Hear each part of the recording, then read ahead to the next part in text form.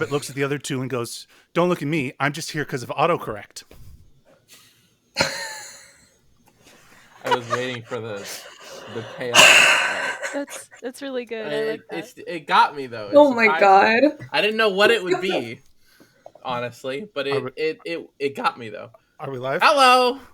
Welcome back to Pen and Sword, an extremely professional Dungeons and Dragons actual play show. It is the end of the year, folks. It is holiday time, winter's crest time, and we're back to give you the best Christmas present you will receive this year. I promise. You're welcome. Last we were together, to jump right into things, all of us, we had returned to Iman after coming to Iman the previous day and then leaving and then coming back. Teleportation, it does wonders. You had arrived to the city to speak with Shaun Gilmore about a variety of things and found yourselves empty-handed when he wasn't present. And then reached out to and spoke to the Arcanist Allura Vysoren, or she reached out to you to inquire about your speciality, considering the last time you spoke, you had made mention of devils being present when you were chasing down Hammond Craith and the key, and she was interested about that, and now she was following up, as apparently underneath the city there had been some devil presence, as the Fire Ashari from Pyra are given this task of managing and dealing with the aftermaths of the Chroma Conclave's takeover of the city and the kind of constant spawning of fire elementals that is an issue underground in the caverns and caves beneath the city.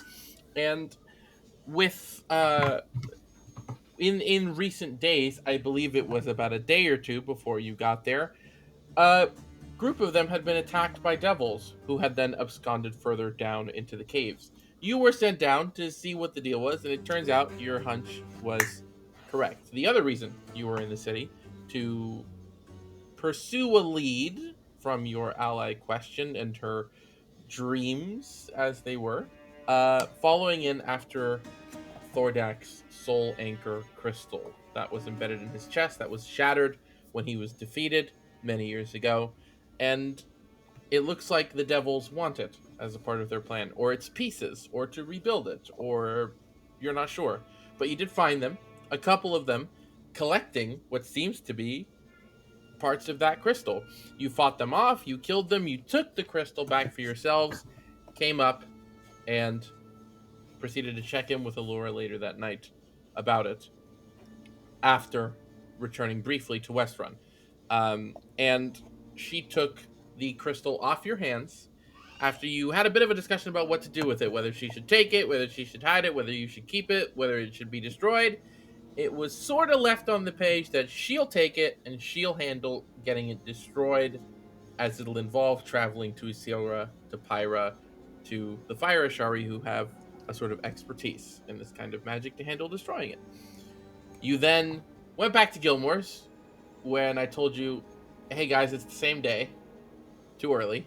He's still not here. So then you went to go take a little nap, or backwards order. You went to that first because you met Allura in the evening. It's been a minute, sorry. And then you also had a conversation with Amara, with Celiana's sister, in the fireplace, as you have had the chance to do a couple times, though for the first time as a group rather than just Celiana on her own. You touched base on a couple things. Mel went out and Mal followed her after eavesdropping a little bit on her conversation, as did Rick a little bit, eavesdropping on her conversation with Allura.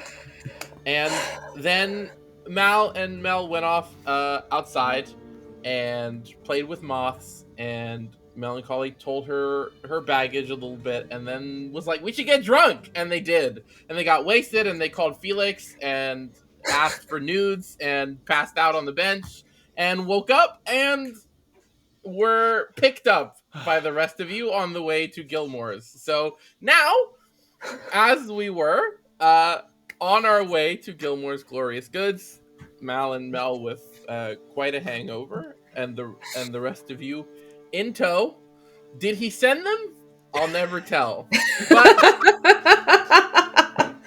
That's a yes. I could But you'll tell me, right? Not answer that one. I bet he did. That seems like something Felix would do. The question is whether I'm going to canonize whether that's an option to send mental images. We'll see. Maybe he's working on something. But you know what? What better way to lighten the mood in a moment that requires it than to be like, babe, by the way, I remember you asked and I figured it out. Check it out, right? And then you just get it when you're in the middle of some awful shit that's gonna surprise you, which is gonna be very funny. We'll see. I look forward to it. We'll see. We'll see what So does what I decide to Al. do. But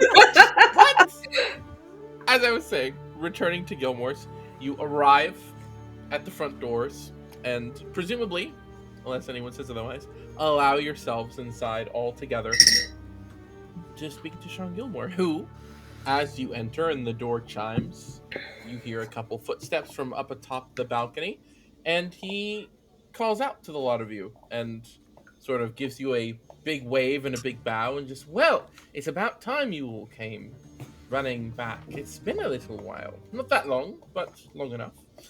And he sort of makes his way around and starts coming down the steps, and with, again, another dramatic bow to the lot of you. How can I help? Are we here to discuss things? To discuss previously unfinished business? Or is there No, we something just else? thought we'd show up, walk through your door, and then walk away. Well, plenty of people tend to do that. They come in, they see the prices, and they can't handle it. Okay, that's fair. Nothing new. That is fair. Yes, we have a couple of things we'd like to speak to you about. Well, by all means, let's do it. Sherry did tell me that you came yesterday and picked up your charge, your flask, as was previously discussed. So that's handled, which is good. Which is why I ask. I'm curious. What else needs to be gone over? At this point, I figured the whole discussion we originally had was a bit off the table, considering it's been like 2 days. 4 or 5 days, and we haven't spoken, and they haven't reached out. So Yes, we got a little sidetracked, as adventuring parties do. We picked up several other items along the way that we were hoping you might be able to help us secure. I see. Certainly, I can give them a look, if nothing else. What have you got? Rex's gonna turn to the rest of the party. We can do this in the middle of the store. It doesn't bother me. Is it something that requires less publicity, maybe? We can take this somewhere more private, if you prefer. This is a delicate matter. Of course. Come. And he will turn around and lead you off kind of towards a back room in the store.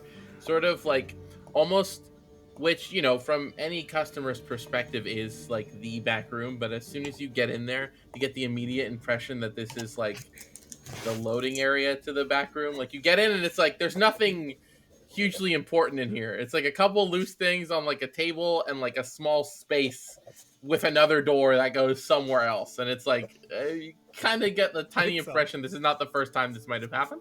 And he sort of takes you in and kind of gestures to the table and waves the hand, and the door will close behind you as you all come in. There's space enough for you all. The store itself is very sizable, and this room is no different. You've got a comfortable moving room there, and the table's large enough to probably set anything on top that you might want to show him. So he waves a hand, gestures to it, and just, please, by all means, let me see what you've got. By this point, is it in Nimra's bag of holding, or does Huxley, or do we still have it with Huxley? We established last Huxley session has that the it's in core. Huxley's bag, yeah. Okay, Yes. I have the murder heart. Right, because somebody was going to grab it, I don't know who, and you were like, well, it's probably way down there, isn't it? I wanted to talk to that thing, but we decided it was probably buried pretty deep in the bag, and Rick rummaging through Huxley's bag is... While he's asleep. So, Yeah, so... I mean, Huxley might not notice, depending. We didn't want to make that decision without you. I appreciate it. Thank you. But yes, You have Huxley my does have consent. the core. And the shard has been passed away, so that is the only thing I believe you wanted to... The only dangerous item we currently have in our possession. Right. For now. I'll present it. Just pull it out at the bottom from the bottom of my bag, just scattering papers and stuff everywhere. And as soon as you do, you see he kind of like immediately he like furrows the brow and he takes like a little step closer and like tilts his head a bit and just I see. Interesting possession. Do you mind if I ask how you came across it? And he kind of turns for a minute. He's like, to Melancholy, is that? And she just, no. Wrong color. Right. I remember. Where'd you get it? I'm curious. I tried to murder us, and then we killed it, and now we have it. Well, I suppose that's about as normal an answer as I would expect in your line of work. Makes sense. And it's still working, though, as far as I can tell. Do you mind? And he sort of holds out a hand. Oh, I'll hand it off. He kind of takes it and just... It's still in one... Oh, that's interesting. Yeah. Okay, and he sets it down. Very angry. Interesting. Curious. And this is... Correct me if I'm wrong. This is an Aormaton's core, correct? Correct. Looks like the kind I've seen before. Though... The very, very, very few times I've worked with these sorts of things, I was under the impression that outside of a body, they are inert, which is interesting to see, that it still seems to function. I have yet to work with one without a body attached, but it is curious. You learn something new every day. These sorts of Age of Arcanum artifacts always provide new insights. But tell me, what is it you need me to do with it? It tried to kill you, so I assume this isn't about putting it back together. Not yet. Rex sort of raises an eyebrow. Primarily, we are interested in it not falling back into the hands of its previous I don't want to say owner because it was alive, so partner. Handler. Somebody is looking for this, and we would like very much to make it more difficult for them to find it. I understand. So you're looking to obscure it from divination and magics of that ilk, yes? Rick turns to look at the rest of the party. Hide, yeah. I don't know the big words, but yes, hide it from people. Obfuscate. Maybe. I don't know if that's where we were going. Rick's gonna turn and just shoot a look at Melancholy, like, really, you're gonna embarrass me in front of Shaun? And she kind of like gives you the look back, and you'll hear in your head, "You're doing it to yourself." Rick shrugs. Sassy.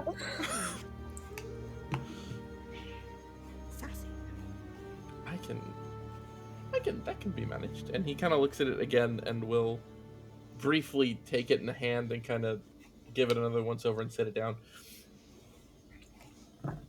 Well, I'm no stranger to this sort of thing. Something I've done before. It will take me a small amount of time to acquire the materials and put it together, but give me 2 days and I can have a container that should obscure its signature from any manner of divination magic or magic detection. Really. Should keep it nice and safe in an otherwise inert looking container. Anyway, it can be large enough for a couple things. potentially? A couple of things. Well, I mean, I could make it larger. It might take me a bit more time, depending on how much larger you want it to be. But that can be done, of course. What other things do you plan to collect to put in your little hidey box?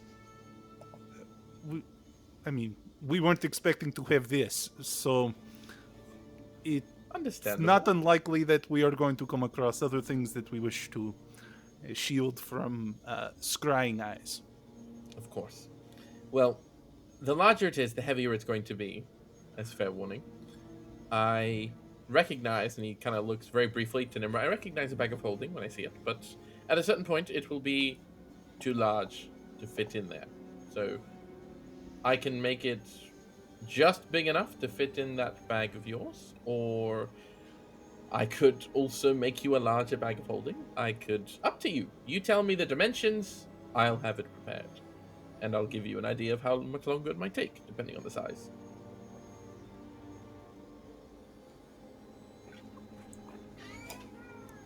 Well, gang, what do you think? I can imagine we are going to be acquiring several other objects in our near to not so near future. It might be prudent to have a separate container. My bag is close to getting, well, not entirely close, but I suspect over the course of our excursion it will likely fill up a lot sooner than we would like. I Okay. have scant room in my bag currently. Okay then. Well, at minimum, a container that will shield the core and one or two other objects, perhaps smaller, is probably at minimum what we require, yes? Yes, that is correct. I believe we are in agreement. How expensive is that going to be?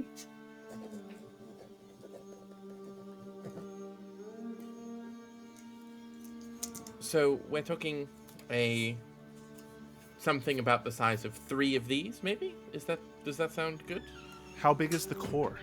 The core is like what's a good example? It's like Basketball? slightly That's- larger than normal football. Like Oh. a big football, an XL football, maybe. Because it's got like Yeah. an oblong shape, so it's definitely closer to a football. Oh. Okay.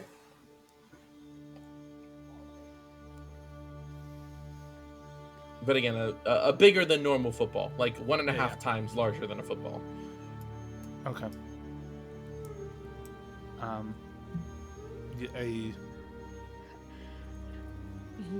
Yes? Well, America, how big football? Quick. Hard to say when you don't have the items. So let's see. yeah. 11 inches typically, so 11, so 1.5 times big, so it's like about half. Well, then maybe the like length, a 6 maybe feet. like a 1.5 foot top to bottom, and then across maybe like 7 inches across at the I think widest. most of us can loosely picture what that looks like, Yeah. so do we need a Yeah. box big enough for 3 of them? Listen, folks, we're all nerds. We don't know what footballs look like. You have to give it. I Okay. chose the. All right. I chose the bad analogy. We're playing I've got D&D. this. I've got the Yeah. sporty hat backwards and like You're right. You're right. I like- sorry. I know a I'm not thing or meeting those two. allegations. I was please. looking at you when I thought of it, which is why I said football. So naturally. oh, okay. Thanks. Good save. But yeah,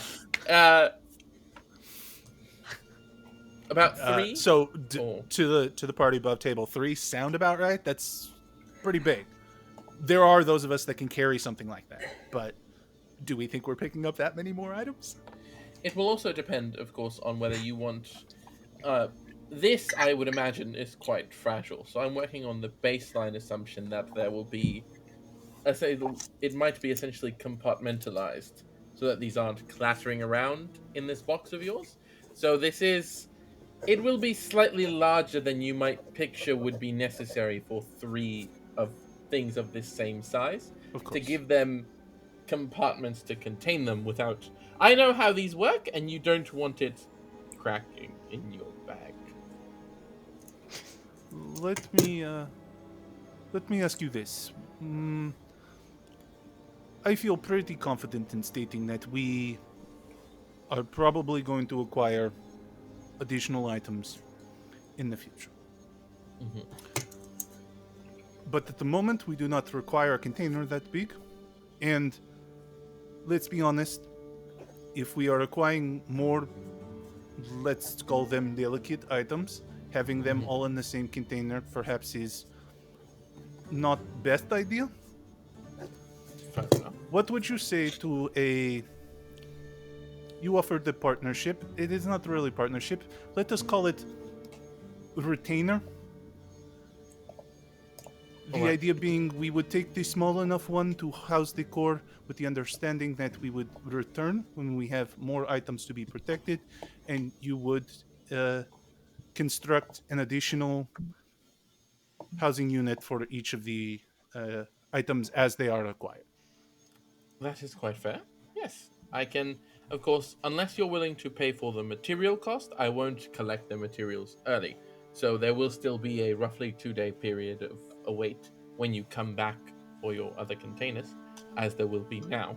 But if you'd like to pay for the material cost up front, as well as the cost of the one you're taking now, in future, I can have it all ready to go, and you can, as long as you let me know, I can have it ready the same, by the next day.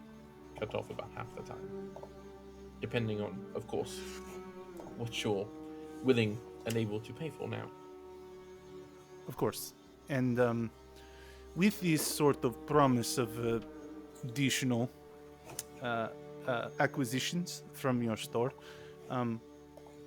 would that by any chance carry a small, reasonable discount? The idea of Check. bulk items? Okay. We're rolling dice, guys! We're rolling dice! Rolling dice! It's only been 20 Finally. minutes! Oh, you guys, I found my cheese dice. Yeah! Here we go. Perfect guy to do it with. Come on, cheese dice. Seriously, because otherwise he's going to give up all of his cheesemongering. You got it right now. Okay, all right. Persuasion. He's no slacker in persuasion. That is a 20. Dirty 20. He kind of nods a bit and just, well, if you're willing to pay for them, as I said, the full cost of the first, the material cost of the other two up front, I'd be happy to knock it down a little bit. What is a little bit? Well, the final question is, I figured, based on what you said, that you want a decent, how should I say, level of protection here. I don't know how many of you are, or how well versed each of you are on arcane practices. I would imagine the Archivist is at least somewhat. Magic can typically be conducted at various levels of strength, depending on the person's capacity. I can essentially give you what amounts to a normal or an extra strength container, depending on your desires, which will be the final sort of important pin on the price. A normal container, which should keep it safe from spells the likes of scry and other such divination magic, will, for each one at about this size to keep it secure, should run you about 1,000 gold pieces. To sort of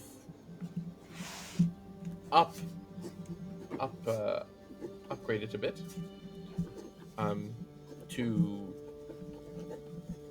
of course, depending on,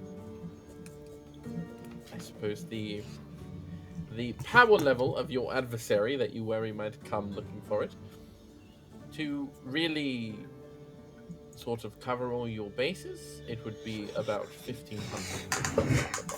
An extra 500 for the additional layers of protection, you might say. The material cost runs about He kind of thinks for a second. About 350 gold pieces.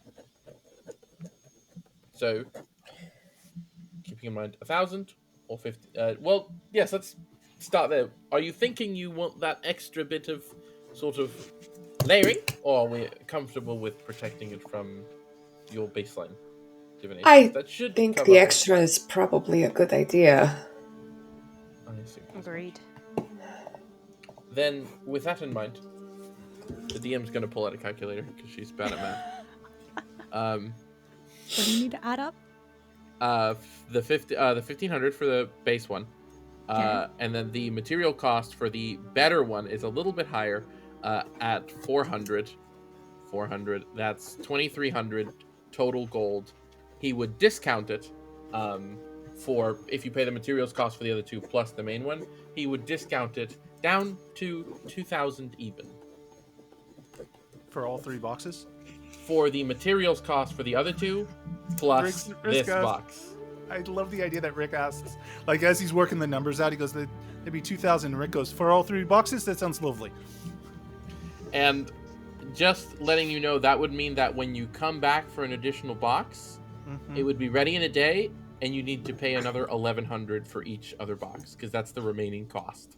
Got it. So that 1,000 or 1,500 is labor and materials. That's everything included. Yes. Spectacular.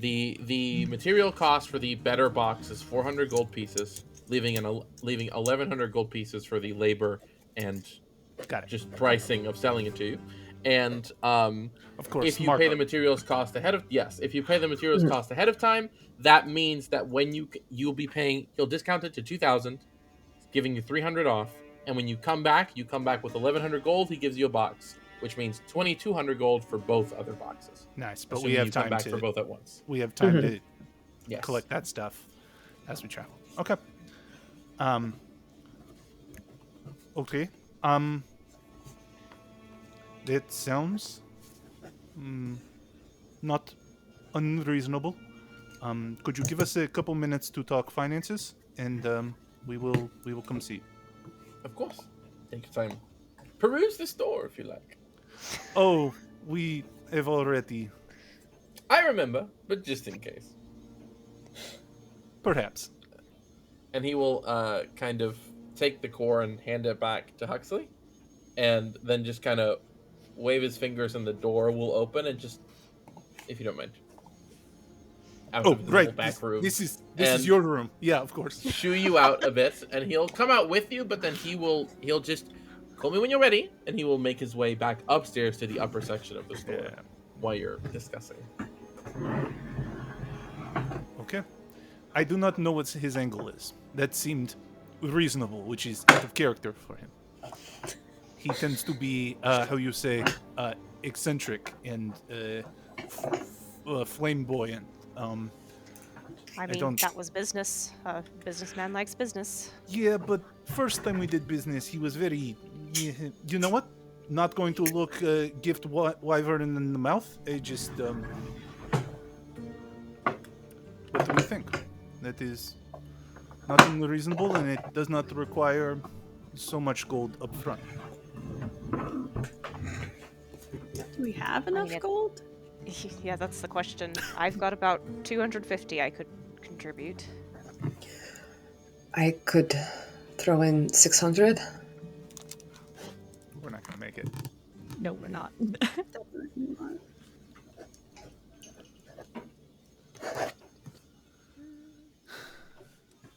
I believe we established the previous time we made this excursion here that my coffers were dry. I mean, I could help a little bit. I have some. I don't know how much do you need. You were just in debt. Yeah, this isn't I'm broke. You make payments selectively. I couldn't give him all my money. What if I needed it for something else? I have 330, so we need a lot. Well, that puts us a little over half with 250, 600, and 350. And she kind of like pulls her bag around and like opens it and like fishes in and like opens another bag and just. Okay, I don't have that much. But wait, okay. So what's the total that you guys have? 1200. You said just over 1200. Okay. I could give us 400 and then we're short 400 because that would be 16. So No, the price of the box is 1500. well, the total cost for this box plus the materials to get the discount is 2000. Unless if you just want this box now, it'll be 1500 for each box. Yeah. Or like you're saving 300 gold if you pay 2000 now. Right. Because the total materials cost for the others brings it from 1500 to 2300 to pay for all of them up front. He's knocking 300 off.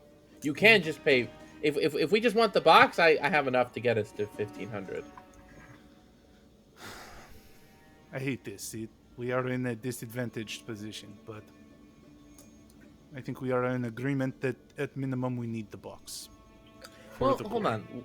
Let me just. And she fishes around in her bag and pulls out a small little gemstone. Just, hey, I need money. Can you give me like 400 gold? I'm at Gilmore's. Love you. Okay. Probably could have been more tactful about that, but that's an option. Maybe. I can only do that once, so I have to wait.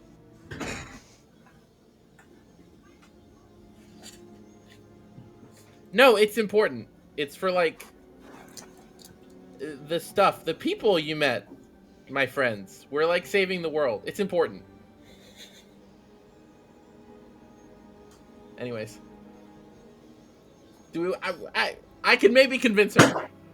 With, like, a few minutes. Maybe? I don't know if she's even willing to come down here. I don't know if we have time for that, but it's an option.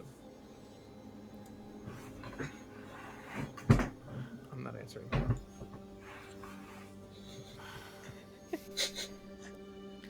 If we can do it, I think it is decent offer. The problem becomes we are then entirely unequivocally Out of money. We're broke. out of fucking money. I mean, money's easy And we'll to need make, to though. figure out where to find another 2200 gold. Well, When the time comes. the archivist and I were talking this morning. We might have a plan. I could make a call of my own. We just all got friends with money? Rick raises an eyebrow and there's a slight smirk. Mariella. Oh, don't say it like that. Oh, are we gonna do like you're rich going kid to shit? I mean, it's important, right? It Like, is. this is really important. It is the fate of the world. It is. It's like the end of the world, we could say. But you do know at minimum that's going to require we go to dinner, right? Oh, God. I hate those stupid fancy dinners. It's for the fate of the world. For the world, I will call my dad.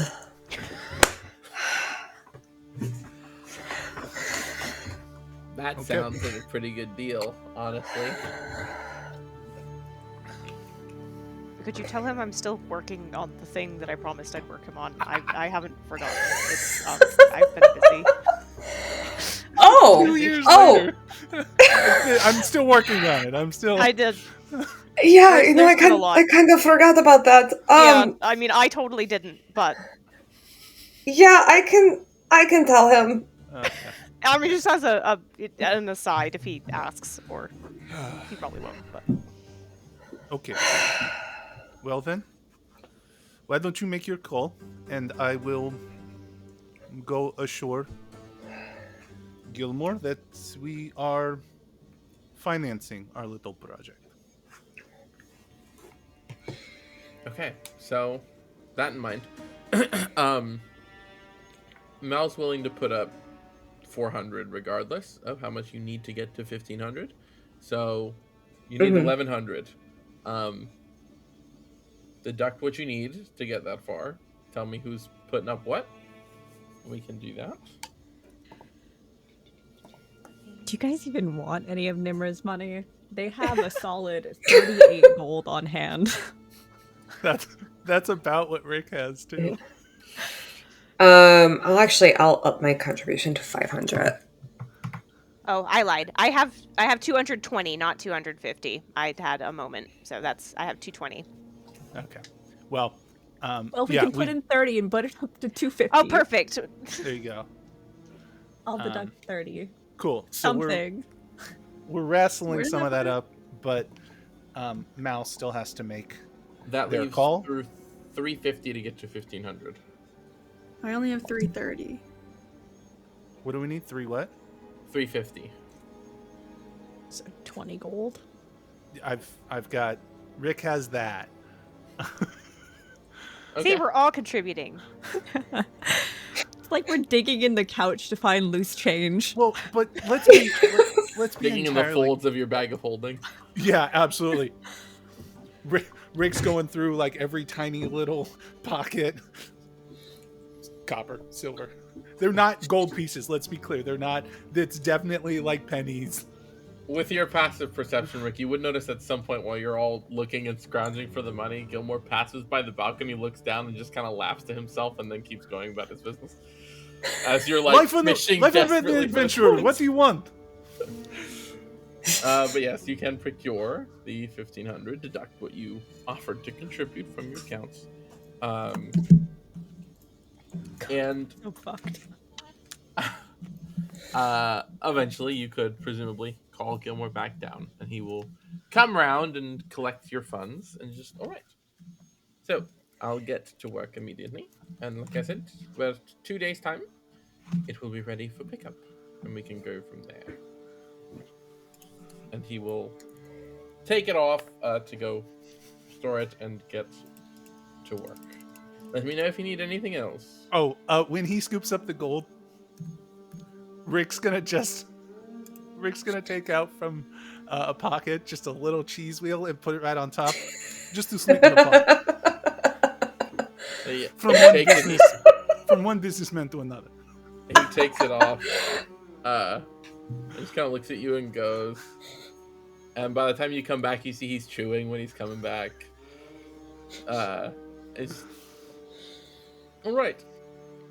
So we're just doing the one? We're not doing the 2,000? What do we Well, have to wait? Yeah, we're going to have to. We're working on financing the last part of this deal.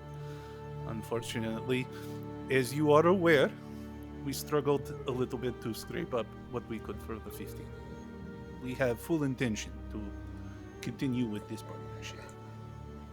But it is We don't get the unachievable. discount if we don't give 2,000, correct? Or Gilmore, if you wanted to give us a couple days, could get you 500. If you'd like, I'll give you until I'm done with this one. At least, for that to still apply. This is really good, by the way. Thank you. Good work. It is old family recipe. How Or long wait, have you or had is that it in your or is it pocket? new family recipe? Hang on, I need to know if it's mine or if it's Bree's. It's mine. Okay.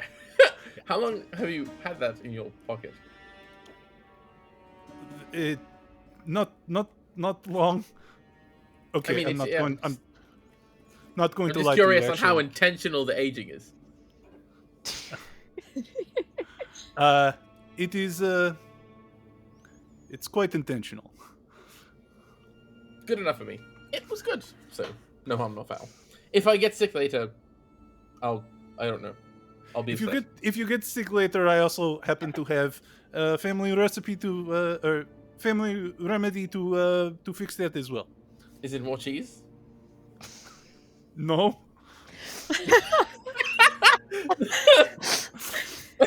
we've just invented like Pepto-Bismol cheese. Oh. The Antacid anti-lactose cheese. intolerant cheese. Yeah, I right. need that. Come on. Huxley wants to try cheese. Okay. So with that squared away, 2 days. you're all set to come back in 2 days or whenever. It'll take at least 2 days for it to be ready. Very well. And do I assume you guys leave Gilmore's once you're done with this, or is there something else you wanted to discuss here or with him? Well, I think. I don't know. Is the plan? I mean, that was the big thing, right? Is we needed something to protect the core. Was there something else? Does anybody else have something else? Because Rick has something else.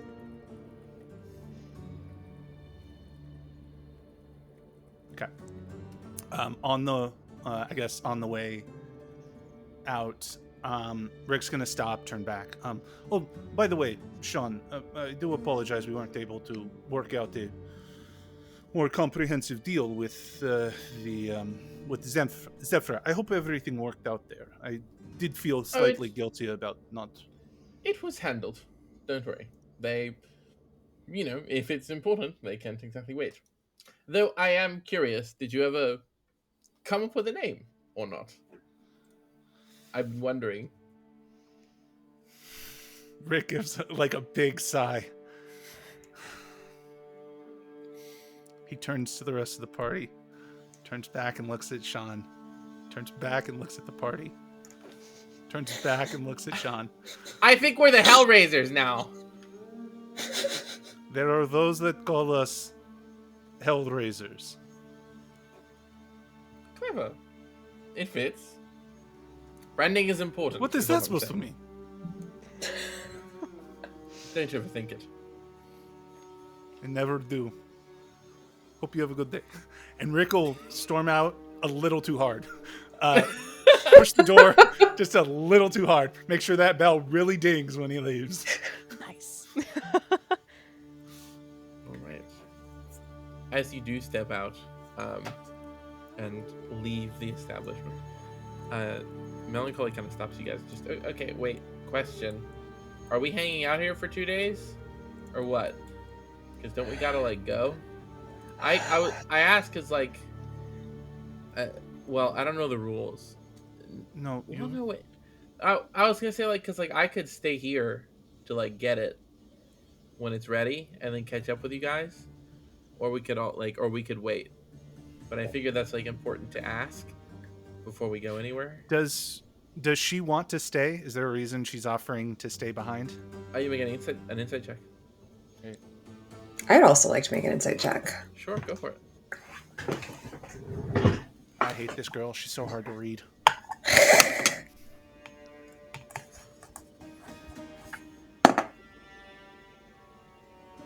$22.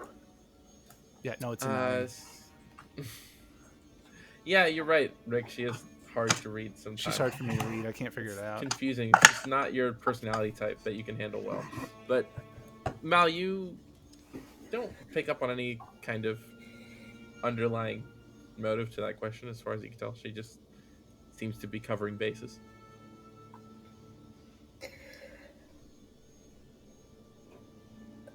That is very sweet of you to offer, but we are going, if we want to keep this deal intact, we are going to have to return with 500 gold anyways. Where are we going to get that money in that time? Yes, where indeed. I think we're going to have to take a little trip. Where are we going? Have you ever been to Nicodranas? That's really far, isn't it? That's that's southern Wildmount, no? Yeah. We're on a Wildmount anyway. Wait. No, but that's still really far. Rexxentrum's in northern Wildmount, which is where we were going, right? God, I don't remember all these places and what they're called. Yes, okay. So, how are we gonna get there? Isn't our transporter busy? Rick gives an audible laugh. It is one of the transporters is busy. Do you have a means to get to Nicodranas, Nimra? Not directly. So then the point stands. How close can we get? I There might. should be a soul reserve on the coast, at least. Oh, Should the Closest memory one you know is serve. Port a Tamale? like roughly 1.5 to 2 week walk Oh, from Nicodranas. Um, Port Tamale. All right, I'm gonna reach a little bit here. I was definitely in a hideout in Nicodranas. Not under my own will, but I definitely was there.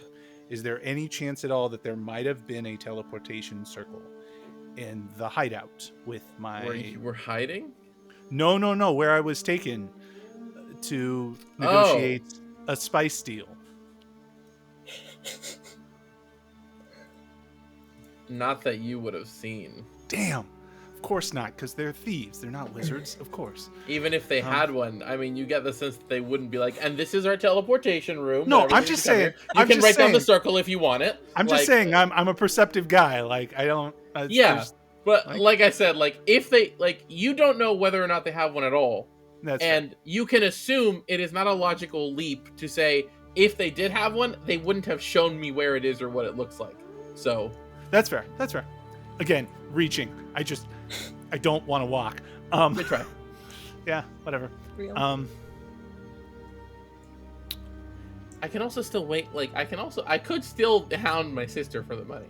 She didn't say no. So what did she say? Things, some of which sounded annoyed, but there was not a refusal. Well, that's good enough for me.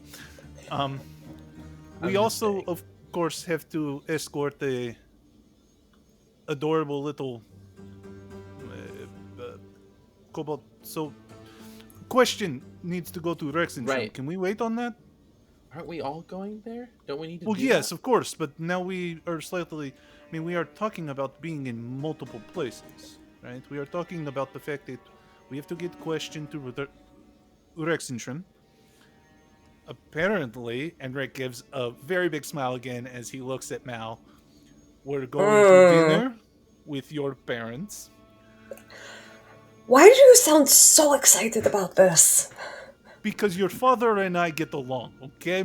We had a lovely time the last time we were together, and I'm very excited to see him again. Plus, I would like to meet your mother. Good God. Which one? No, that's very important. Some of them don't like me.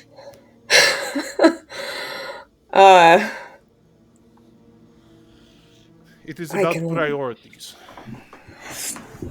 I hate to put a damper on this whole thing, but we are still on timeline. Is it worth? Right. Either way, what I'm unless my sister let's assume my sister isn't willing to give us the money, right? If that isn't the case, we're not going to be back here in 2 days anyway. If we have to walk to Nicodranas, if we have to walk anywhere, because as far as I remember, Nimra, where can you teleport us to? I know we can get to Rexxentrum because we said as much last time we were in Westron. We can get here. You just said we can get to Port Tamale. I don't have every place memorized, but I do know that Nicodranas is pretty far from Port Tamale and much further from Rexxentrum.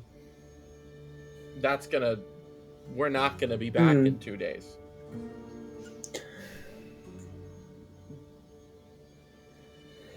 Don't you have that guy who paid for the fucking flask? Can he pay for it? Is he in town? Not here, he's in Westron. Huh. Does he know about the core, though? Is that something that we talked about? I can't remember. No, I don't think we that didn't talk matters. that on Zoo. You have kept him on the path that he set you on. As far as he knows, you are still doing what he asked. He doesn't know any other details you've learned or that you've planned. You deliberately made the point not to. To be collecting things for his task, but they're not necessarily as far as we know, things that people are going to be looking for. So I don't know if this is a good enough cover for that. Well, the first It's an thing option. was captured by... We had to kill a guy to get it. So we could just be like, hey, the thing you sent us to get was stolen by a guy. We should get a box to keep all the stuff you're sending us to get. So that no other prison guys come get it. There's a kind of... That's kind of reasonable. You could use that, I think. Well, fair. See, above table, the other 2 items were that envelope, so that way we could send stuff back and forth. And That's- then, In the book, was there... let me grab the page. Yeah, I'm hunting it down as well. It's the Iron Flask Planar Envelope Book of Hearth. Close enough. And Either the one. key. I don't know. If we can get Anzu to pay for it, I mean, honestly, I think if Rick and my mother were in the same room, the world would just end anyway. I feel like our only other option is to spend the next 2 days busking and hope it works out in our favor. I'm not sure that's the path we want to tread. I don't think we have that kind of time. If Anzu is willing to give us some gold for expenses in order to achieve the task that you have been set forth to achieve, without asking too many questions, I have no problem taking that little birdman's money. Well, okay. The thing is, like, I get that we're trying to save money here, but we're saving like 300 gold. We could also just not pay that extra money right now. We're getting the box in 2 days regardless. Yes, you are right. If I'm just saying, if we're that worried, like, if time is a priority over like having a 300 gold discount, we could like say fuck it, go get this box and then, you know, make money elsewhere, because like we haven't, I don't know, in my experience adventuring usually makes money and you guys have made no money. It has only been like a week, which like still fucks me up. I've been drinking too much, but like It feels like a whole lot longer, doesn't it? it does. Crazy, right? It feels like a lot longer than that. Like, so, but point is, we could just fucking go and make money doing other shit. Like, we're capable people. We can make money here. We can make money in Rexxentrum. We can make money. So, like, if we want it, we could just make the money, and, you know. You are not wrong. Just saying. We like, could also if- ask Mal's parents for more money than That's just... true. That's true. They're rich, right? They owe the world everything. So, they could pay for it. Yeah, I don't I really mean- think we have enough time to be doing mercenary work, really. At least I don't want to take that time. I mean, yeah, that's fair. I mean, we could see if there's an easy job. Go do it, get paid. There is also, as much as I would prefer to not peruse this option, my father is in town. More rich parents to ask for money. We could do that.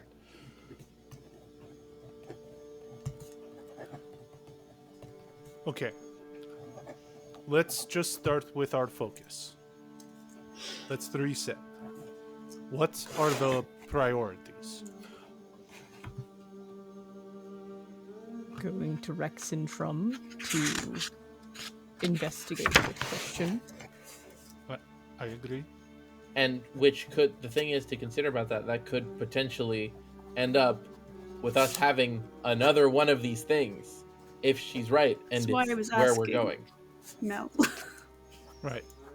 So it's like another box. But do they? I mean, I don't know, because we don't know what they know. We don't know if they would even know what they're looking for enough to scry on it. So, like, how worried are we about? I don't know. Also, wait, my original question wasn't answered. Do we want, like, if we are worried about time, about getting there and doing this stuff, do you guys want me to stay here to have the box ready? Like, I can keep the core and shove it in the box as soon as it's done. or whatever. Well, I guess I don't have to stay here for that. We could just leave the core with Shaun and be like, hey, put it in that box and keep it there until we get back. You guys As look like you much don't as trust I him, though. do not like to admit it, he is a spellcaster of some merit, is he not? Yeah. He's really good with magic. That's like his whole thing. He has a whole store for it. I think we could leave it. I don't imagine there's any merit for him to get up to trouble with it before we're back. Except Not that he that I think he would.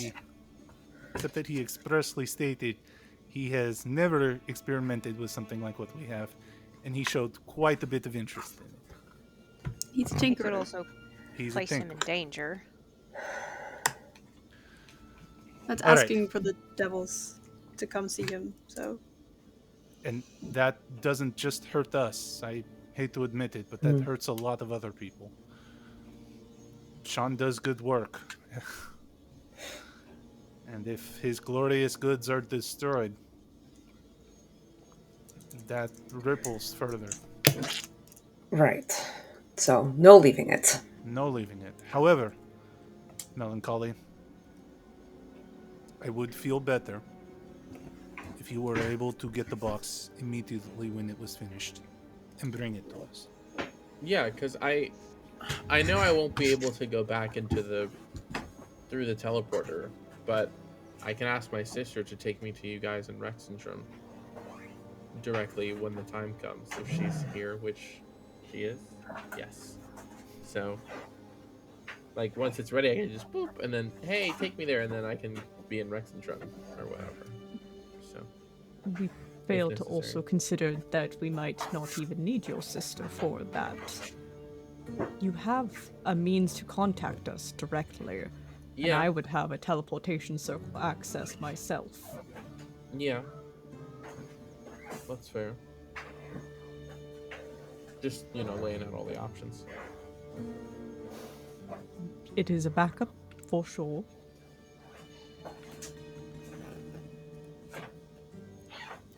I hate leaving gold on the table, but 300 gold for the fate of the world seems like a not unreasonable trade.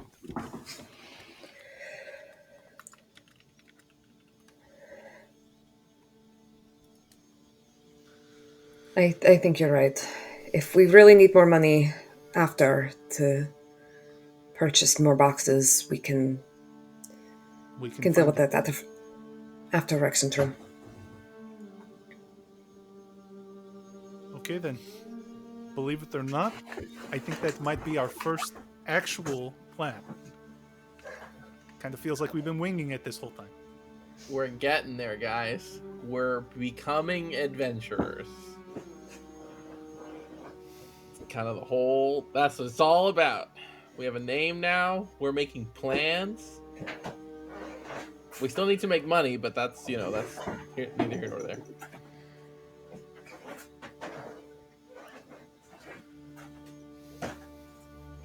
So, Okay. to touch base, Yes.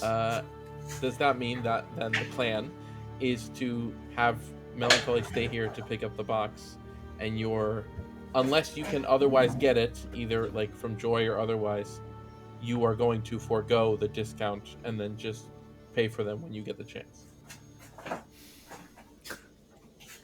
This eats up both the character and the player. Yeah. Not the extreme couponer. at Gilmore's coupon clipping, this says it's still valid for another 3 weeks. Oh, Not until 8:37 PD. Fessurin, it says. It is not that month yet. Here, passing them out. You better believe Rick is the guy who sweeps through the entire penny saver. Yes, no, yes. We'll definitely need to clip that. Yes. That's how he kept the shop in business the early days. The discounted cheese materials. Yeah. What do we get out of Mel staying? Other than That the she- box immediately. So, because River if you could guys also go to just Rexxentrum, teleport back. because it essentially Let's the try to idea think about that. depends on if you guys go to Rexxentrum, like and do stuff while you're there. Like essentially what you're giving yourself the option to do is time to do stuff in Rexxentrum rather than waiting in Amon. Because you also don't have the specifics yet, because it hasn't been discussed, of how this little expedition is going to go. You don't know when, where, how, the exact specifics. You just know that Question has gotten permission to take you guys with her on an expedition into Shattengrad through Rexxentrum as soon as you're ready. And it was implied that she went ahead and got that moving last time. You bring up a good point, Glenn, which is the reason Mel was staying was to ensure that we got the box on day 2, right? And could benefit from that discount, but that's not a thing anymore. Gilmore said at least 2 days.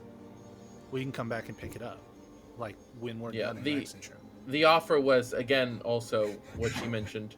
If you guys are busy in Rexxentrum, if the box is done in 2 days, but it takes you 4 days to get it, that's 2 extra days where the core is not shielded.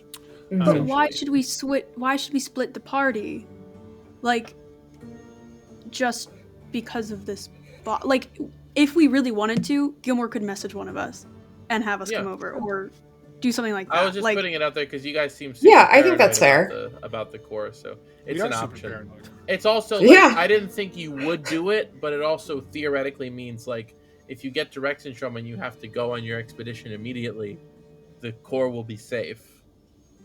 If you leave Rexxentrum and then suddenly aren't within teleportation distance, because you have to walk. It's probably easier to have someone pick it up immediately and then catch up with us than it is for us to go back and forth a couple of times when we might not be able to.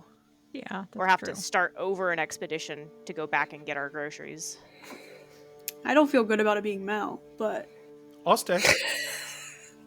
Let's leave What Mel I do. and Rick behind. I don't want her separate because she already feels separate. Oh, I see what you're saying. We can, I mean, Nimra would also probably be okay with staying behind, but also Then we've super There- split the party. Then it's 3 and 3. Hey, mini adventures, everybody! Up for mini adventure? Comment down below. Yeah. The idea was to save us time because you guys are the main group. I'm not I don't think we should split ourselves in half right now. That seems like a terrible idea. Like, if we're talking about prioritizing time and stuff, my intention was that you guys can prioritize doing the job you're doing, and I'm just here to make sure that if that job Doing takes the job too. Okay, but like, you guys met me like a week ago, so like, this is your And you thing. also signed a deal My own. like we did.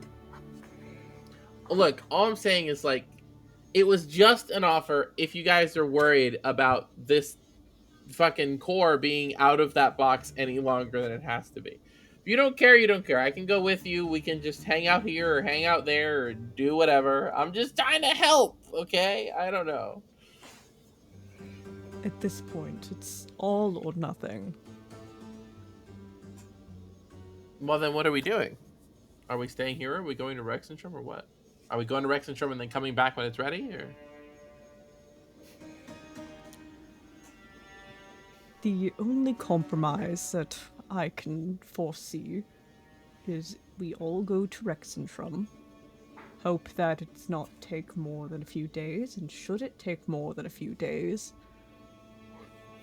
we have to be without the core.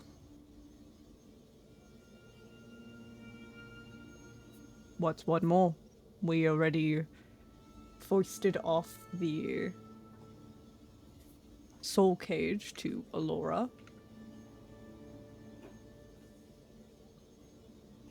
Few more days. We'd previously given the core to Haster. And we can ask it if he fucked with it. There's a thing in there that can talk to us, so we can be like, "Hey, Shaun, don't fuck with it." And then when we get it, we can be like, "Hey, you, did he fuck with you?" And we'll know. And if he did, he has to give us our money back. That's how business works. Did we Okay. care if he? Well, you said you were using like, the "What if he fucks terminology with it?" that you? Forgive me, I won't use your same terminology. if he... What's a good word to use? I, the player, am having a little, the wires are not crossing. If he tampers with the core to a state that is irreparable, then yes, sure. Is that something we are worried about? I think we're less worried that he'll break it and more worried that he won't and something terrible will happen. I mean, what can he do with it? He could I build mean, it's it not another him. body. Yeah. I don't. I'm more Is he worried gonna- about the devils. It's gonna Yeah. take him 2 days to build a box. It's not gonna take him less than that to build a whole body for one of these things. It could They're take 2 not- seconds for devils to descend upon the whole city. That's true. Yeah, that's fair. But I don't think he's at risk of building another one. But yeah, that could happen. But then it could take 2 days for the devils to descend on us too. So True, except that we It's- are on the move. I think it's in as much risk with us as it is with anyone. If you're worried about, like, obviously putting innocent people in danger, yeah. But as far as what danger the core is in, I think that's the same regardless of who it's with. Not to mention, we are already putting the city in somewhat danger with the soul cage with Miss Visorin. You are not wrong. So Tactically, long as they're not in the same place, at least that splits their forces. Which it would be doing much the same even if it stayed with us.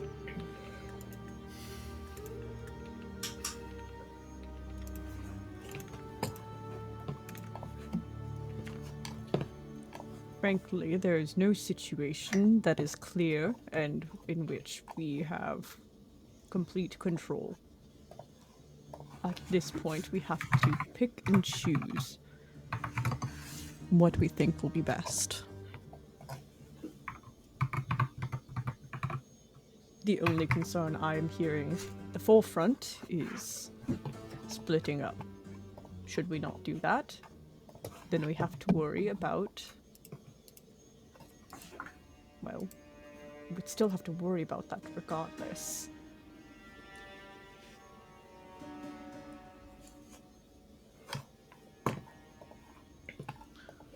Oh, I know. have my- Go I ahead. could also just have my sister bring us the box. I forgot. If she could bring me, she could bring just a box. So, in terms of splitting us up, at least that's an option. No, I think that might actually be a good idea.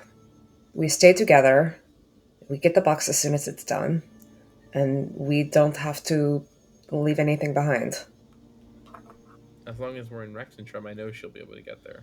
Anywhere else, I'd have to ask, but I know she can get there. Fine.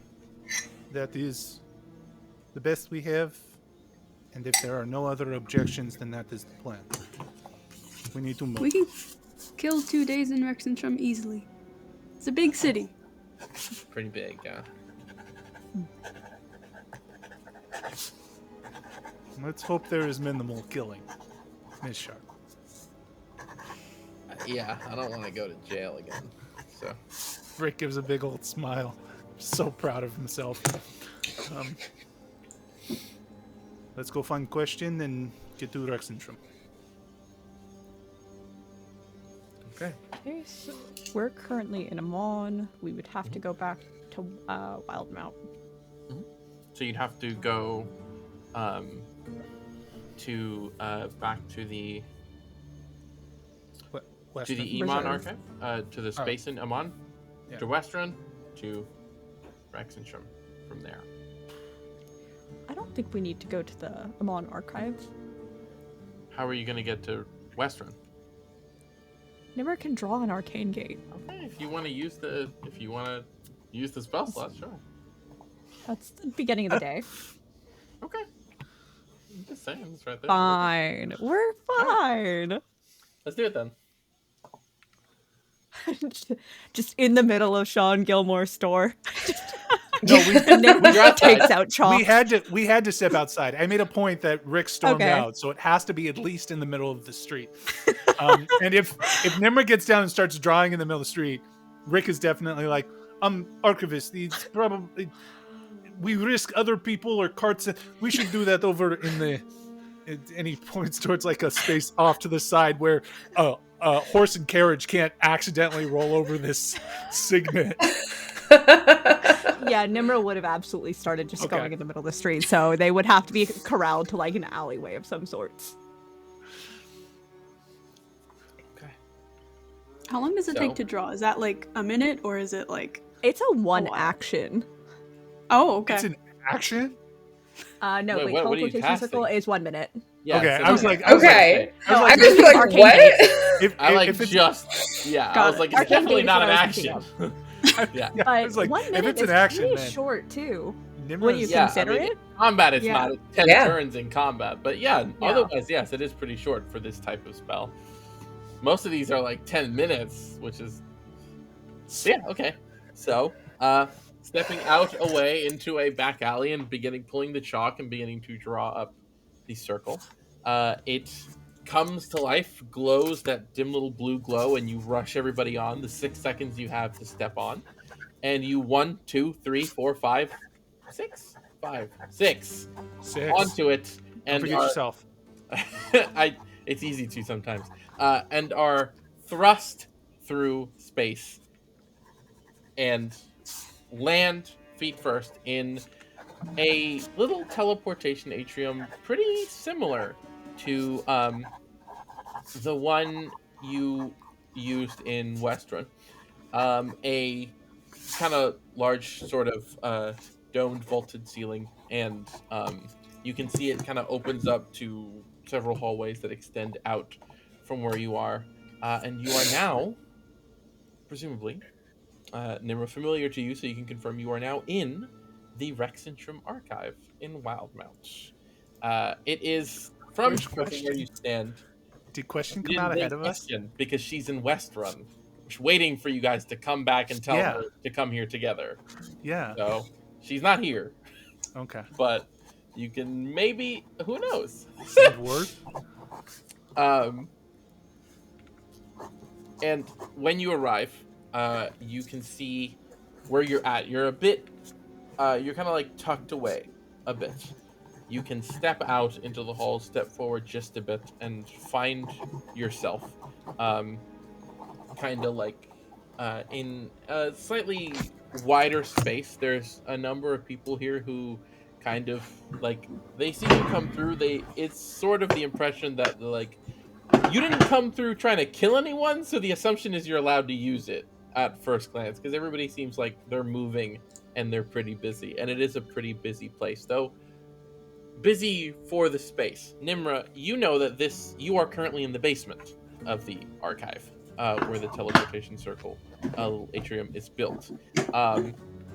So where you're at, there's just a bit of a hall, wide enough for people to be coming through. Some of them kind of walk past you, just hello, and step onto the circle, futz with it the same way it works in Westrun, where it kind of shifts its orientation, and they're gone. You see like at least 2 or 3 people do that after you step through, and then at least one more comes through and walks past you guys and continues down the hall. Nimra, which you know is on the way to make your way upstairs, but you're here. Would they have an idea of where they think that question would be, or like Questions in Westrun, right? Oh, different city. Isn't that where we... I thought That's You're in where I thought we Rexxentrum. were going to. Oh! but we were shunted. Ah. I thought you were going straight there. We need to go Okay, get. got That's it. why I No, asked when we I got didn't. there. I misunderstood. I thought you were just going straight I was to... confused Got why it, we got were it, in got it, got it. Rexxentrum. I was like, okay, did we? No, you're right, Yeah, you're right. with Did question all of come up? all of the PCs were on the same page, but we didn't. Okay, clearly I get it. I messed declare it it to the- up. All right. My bad. Us? Yeah, that's Yeah, fine. no, it is on me because I do remember that you said Westrun like 3 times. I don't know why the fuck. Anyway, And in this- that description Too for similar. 5 minutes now. If you're watching this and you're confused as to why this is happening, it means Ruby just like edited that whole part No, out. Now you're entirely. I leave in my mistakes. I I know, own them. but how funny would it be if you just cut that Cut part it. and we just get here and people are like, "What the Why are they arguing? is happening?" What's happening? I would love to confuse my audience for no reason. So never mind. Back up. Boom. Whoa. Into the familiar place you've been several times before, Westrun's little teleportation atrium towards the back of the main floor. And you would have last you spoke to Question, she was in your office with you guys, but otherwise she seems to spend her time in the central library space. So you could probably presume to find her there. And taking the time to head out down the main hall towards that space, you do, sure enough, after a bit of looking around, find her sitting at the table, going through like her papers, her notes, and her book, sketching something in her book on her own there, while people are busy around her working, doing their thing. And on approach, she kind of sees you guys and just shuts the book and packs up all her papers and puts them all together and just, are we going? Is it time to go? Are we going? Is it time? Yeah? Are you ready? I'm very ready. Yes, I've been ready for a little while. It's very exciting. Okay. And she kind of gathers all her things up and tucks them in her bag and gets up and like slings it over her shoulder, and it is a little noticeably bigger than it was before. Like packed full of stuff, and just, okay, I have all my stuff ready. We are good to go. Let's go. And she will waddle off with her bag and start making her way back towards the teleportation circle. As we before we get too far, before we get to the teleportation area, I saw you about to say something. Yeah, I figured. Go ahead. Seal's just gonna walk up next to Mal and go, hey, can I talk to you for a second? Yeah. What's up? You've done a similar running away thing. Oh. How mad were your parents? Oh. Well, I mean, at first, they were like super scared, actually. Like really worried. And I think probably a little mad. It was, I don't know. It was super complicated, and things are really weird between us now.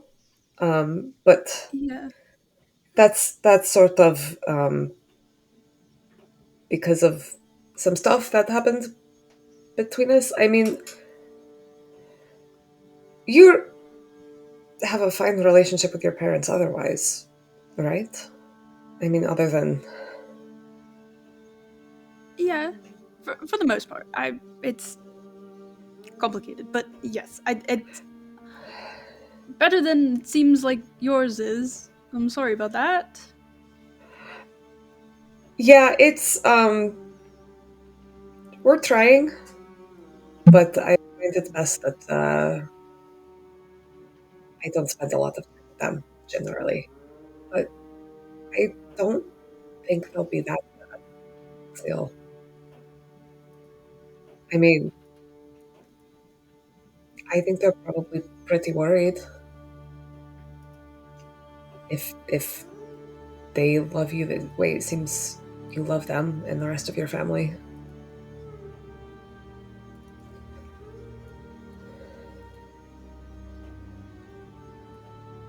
I wish I had a better answer for you, but parents are hard.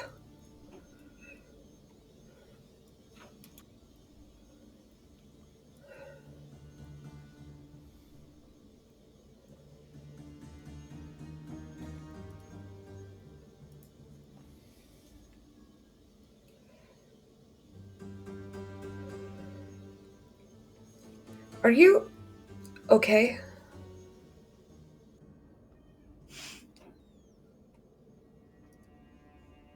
It's a good question. I mean, I know that's probably a stupid question given everything, but I don't know.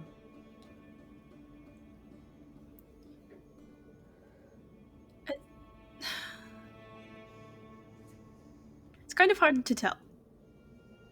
Life these past couple months has been so different from anything else I've ever experienced.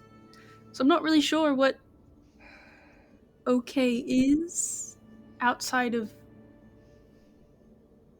kind of being with my family. But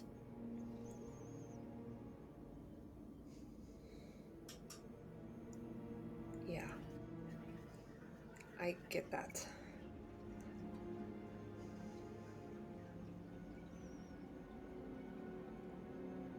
Look, if you're feeling this way, maybe you could write them a letter. Don't have to talk to them directly, but you could let them know you're fine. If you feel like that's what help. reminds me that I did write them a letter, but if we're teleporting, then I truly don't know if they've gotten it yet. Or if I'm going to see them first, and I don't know if that is horrible or better or what. Because I kind of told them that I would be back with Amara, and I'm very much not. And maybe it's better that they haven't gotten it, but they might have gotten it. I don't know if they've gotten it. Okay, well,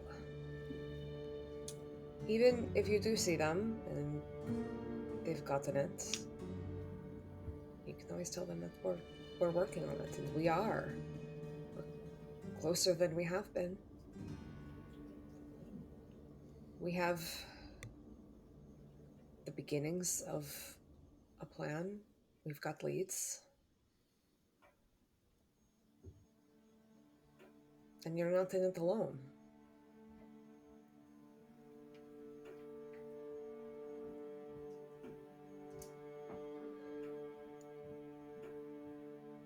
I'm just worried that they'll convince me to stay.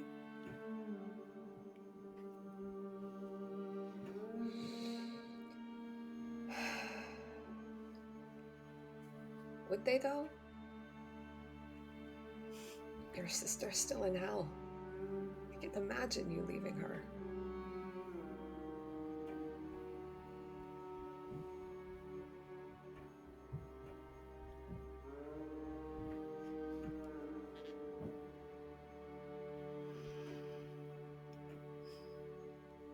I guess that's true. I don't know. I offer out one of my hands for her to take if she wants it. She'll take the hand. Give it a little squeeze.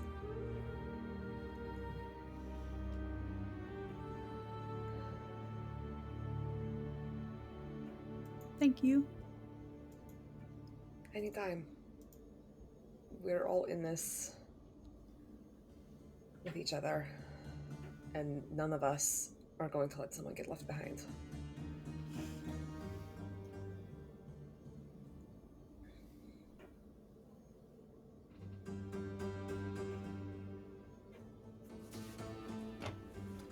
As you round out the conversation, you arrive with questions the entire time, kind of shielding your conversation from prying ears, mostly because she was being very loud the whole time. Like, I cannot wait, we're going to go adventuring, we're going to go down into scary places and find things and do things. It's going to be so exciting. And as you get there, she's already like ahead of you. She's pressing the buttons and flipping the switches and turning the teleporter to the right set to Rexxentrum, and just, okay, all right, let's go. And she's gone and didn't wait for you. She's just straight through.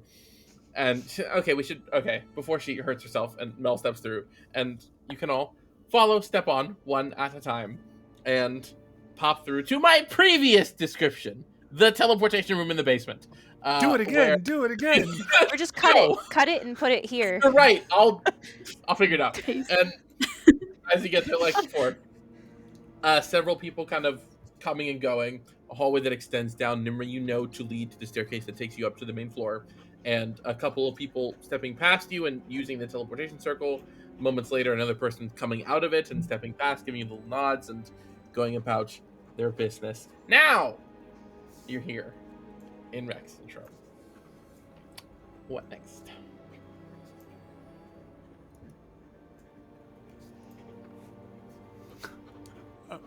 I like to think we all turned to question. Am I in charge? You this is your expedition. We are just here to support.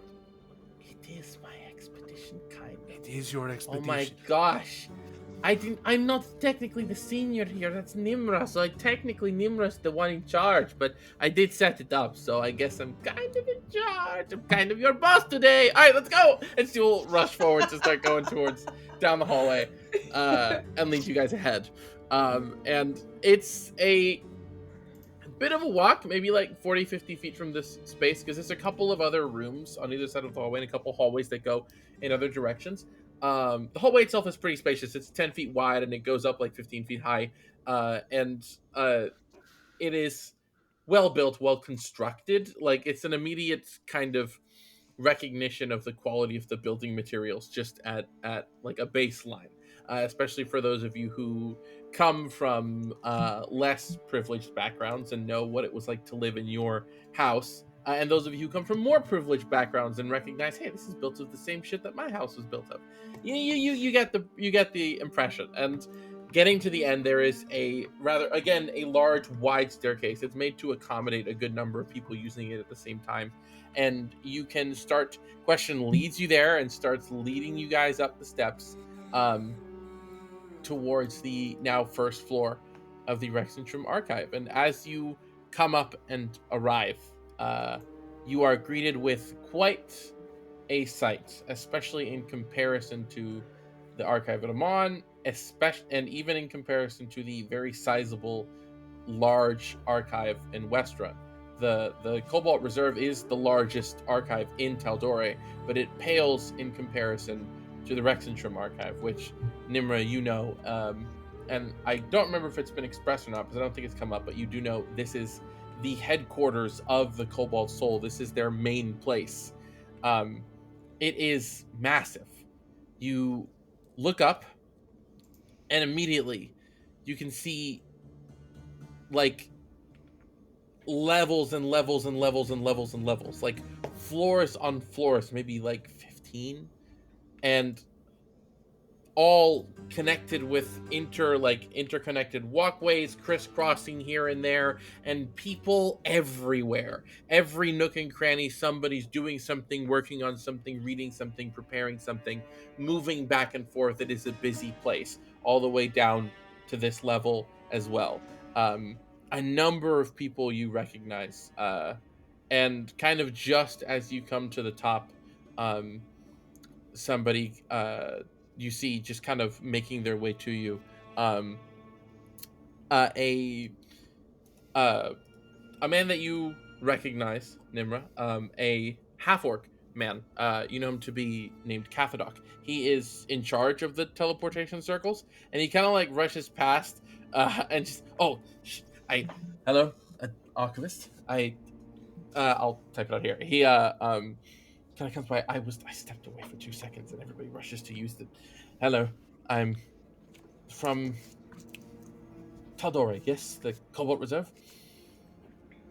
Correct. And question. Yes, that is true. We are here for expedition. Very important. And he just kind of like, right, of course. I'm supposed to stop you, check you in. Doesn't matter. Feel free to. I know you're fine. Sorry. And he steps past and starts moving down to get back to his post, down by the teleportation atrium itself. And now that he's gone, you do again. You've got the height of the Cobalt Soul's collected knowledge and all of it's before you, as well as the city just outside. What would you like to do? If anything. Can I ask a question to see the paperwork? Is that way Nimra knows what the fuck the question is looking for as well? I feel like that's probably important to look at. You mean like the paperwork for the expedition? Yeah, and Yeah. then also I have to presume she probably wrote some sort of like abstract or something to figure out whether or not, like, oh, this is what I plan on doing, this is what I have, this is what I've currently researched, this is what I expect to have from the outcome. Like a Right, proper yeah. academic. Yeah. Yeah, she's like, well, yeah, let me go lay it out. Come on, and she'll kind of lead you in and find a space to sit and lay it out for you guys. And she puts out, and again, there's people coming and going. You can see all manner of people. It is mostly human and elves, but you see a couple more half orcs, a tiefling or two spread about. There's Icefira as well. There's like one or two maybe on the upper levels that you kind of catch note of. There's smatterings of the peoples of Exandria kind of spread out in this place of academia. And as you sit and she pulls out the paperwork and kind of lays it out. Okay, so essentially the pitch I gave them, I laid out my work, what I wrote out and worked on in Oncorel and in what we found in East Wildmount as well, and sort of laid it all out. And it was we're due to have a meeting today before anything. I let them know once you guys said we were coming that we were ready, so we're due to meet with the High Curator today, and they let me know that they would see us when we're available. They set out the time slot sometime in the morning, so that will probably be best. I assumed we'd be here by this time, so we'll be meeting with them and going over everything in specific. There's a couple things they told me they wanted to go over with me and with us as a group, since we're all going together, especially because a couple of us are, I suppose, outsiders to the Cobalt Soul. They wanted to clarify some things with you as well. So we're going to see them, but I essentially pitched out my whole theory, the mythic resonance, and what I was looking to achieve and discover there.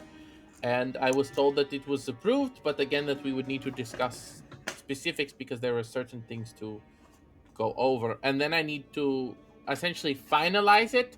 I need to give them everyone's names. They need to make a note of everyone that's going to be present for the expedition, and then that should be finalized by the end of the day. And I believe we should be good to go by tomorrow morning if we want to. So whenever you guys are ready, I can probably go find Udala, and we can speak to them and get to getting that sorted. They did want to see us this morning, so we should do that before anything else, probably. And you see what she's actually laid out. It goes over. It's a lot of notes you might have seen before. A lot of her notes on mythic resonance, and maybe some of them scratched out, some of them rewritten a bit to kind of condense it a bit. And then there's a couple pages on specifically what she aims to do here. She wishes to take a group of people that have been instrumental to her research in the past, as well as other associates of the soul, and take them into Shattengrad to pursue another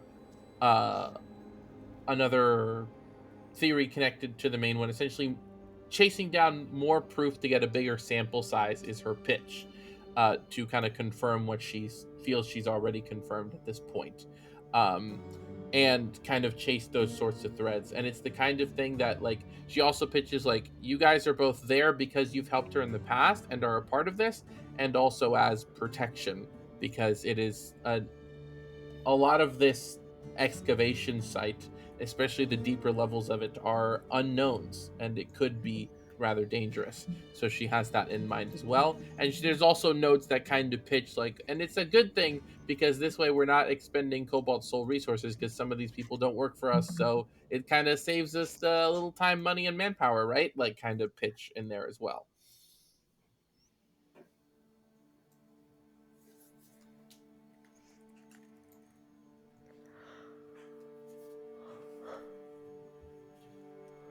So, with that in mind, I'm ready. Like I said, I'm ready whenever. If you guys are ready, I can go find them and let them know, and we can speak to the High Curator now, in case you all have other stuff you want to do in the city while we're here.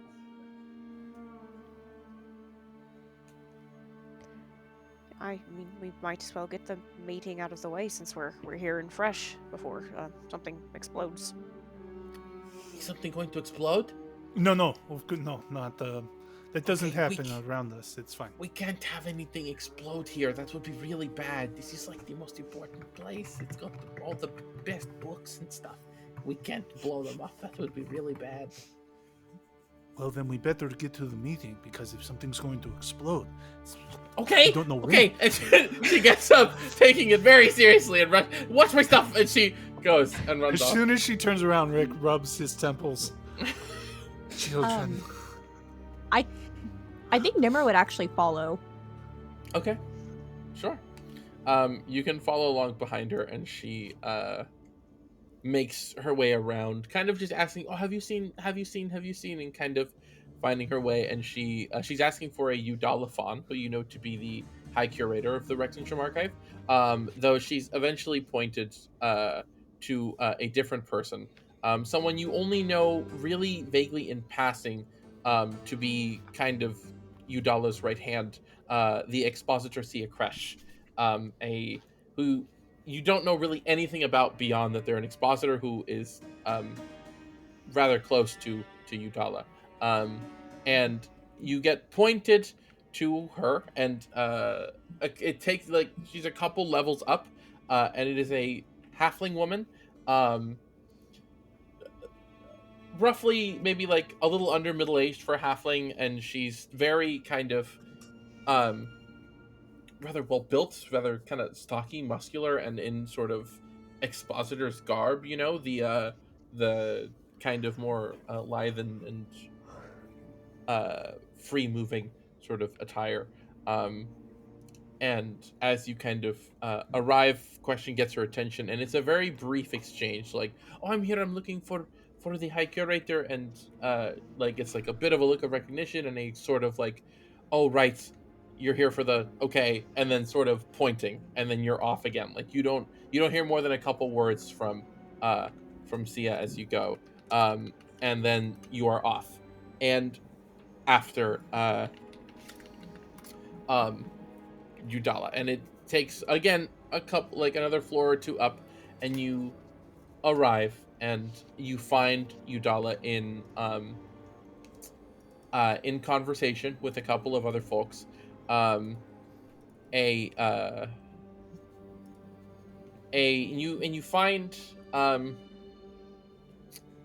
You find her again, sorry, in discussion with a couple other people, and they kind of stop, and they turn, and they see you all approach, and they kind of thank the people they're speaking to and turn to you, and you see a half-elven individual, a roughly middle-aged, agendered, and kind of this sort of soft brown skin and hair to match, the little elven ears pointing out from their rather elaborate attire, which isn't really the kind of typical cobalt soul blue. There seems to be a lot more, maybe, bit of personalization to their attire when you get to them.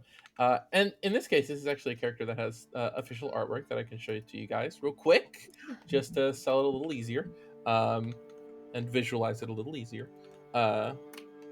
And when they kind of stop, they approach you all, and just, "Hello, it is good to finally get to talk. I'm presuming it is time, yes?" And question, "Yes, that is right. We're here for the meeting, the whole discussion, right, for the expedition. Right. Okay. Well, if you are all ready, it is a pleasure to meet you. My name is Eudalaphon, High Curator of the Rexxentrum Archive. Please, come with me."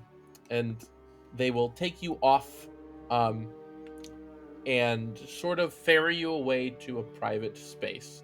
Not an office, per se, but just out of the way. You see they take you and find you a place to sit, and the people who are there kind of immediately seem to get the picture, and they get up and they move. There's only like 3 or 4 of them there kind of doing their own thing, but they sort of vacate the space and allow you all to have it for yourselves.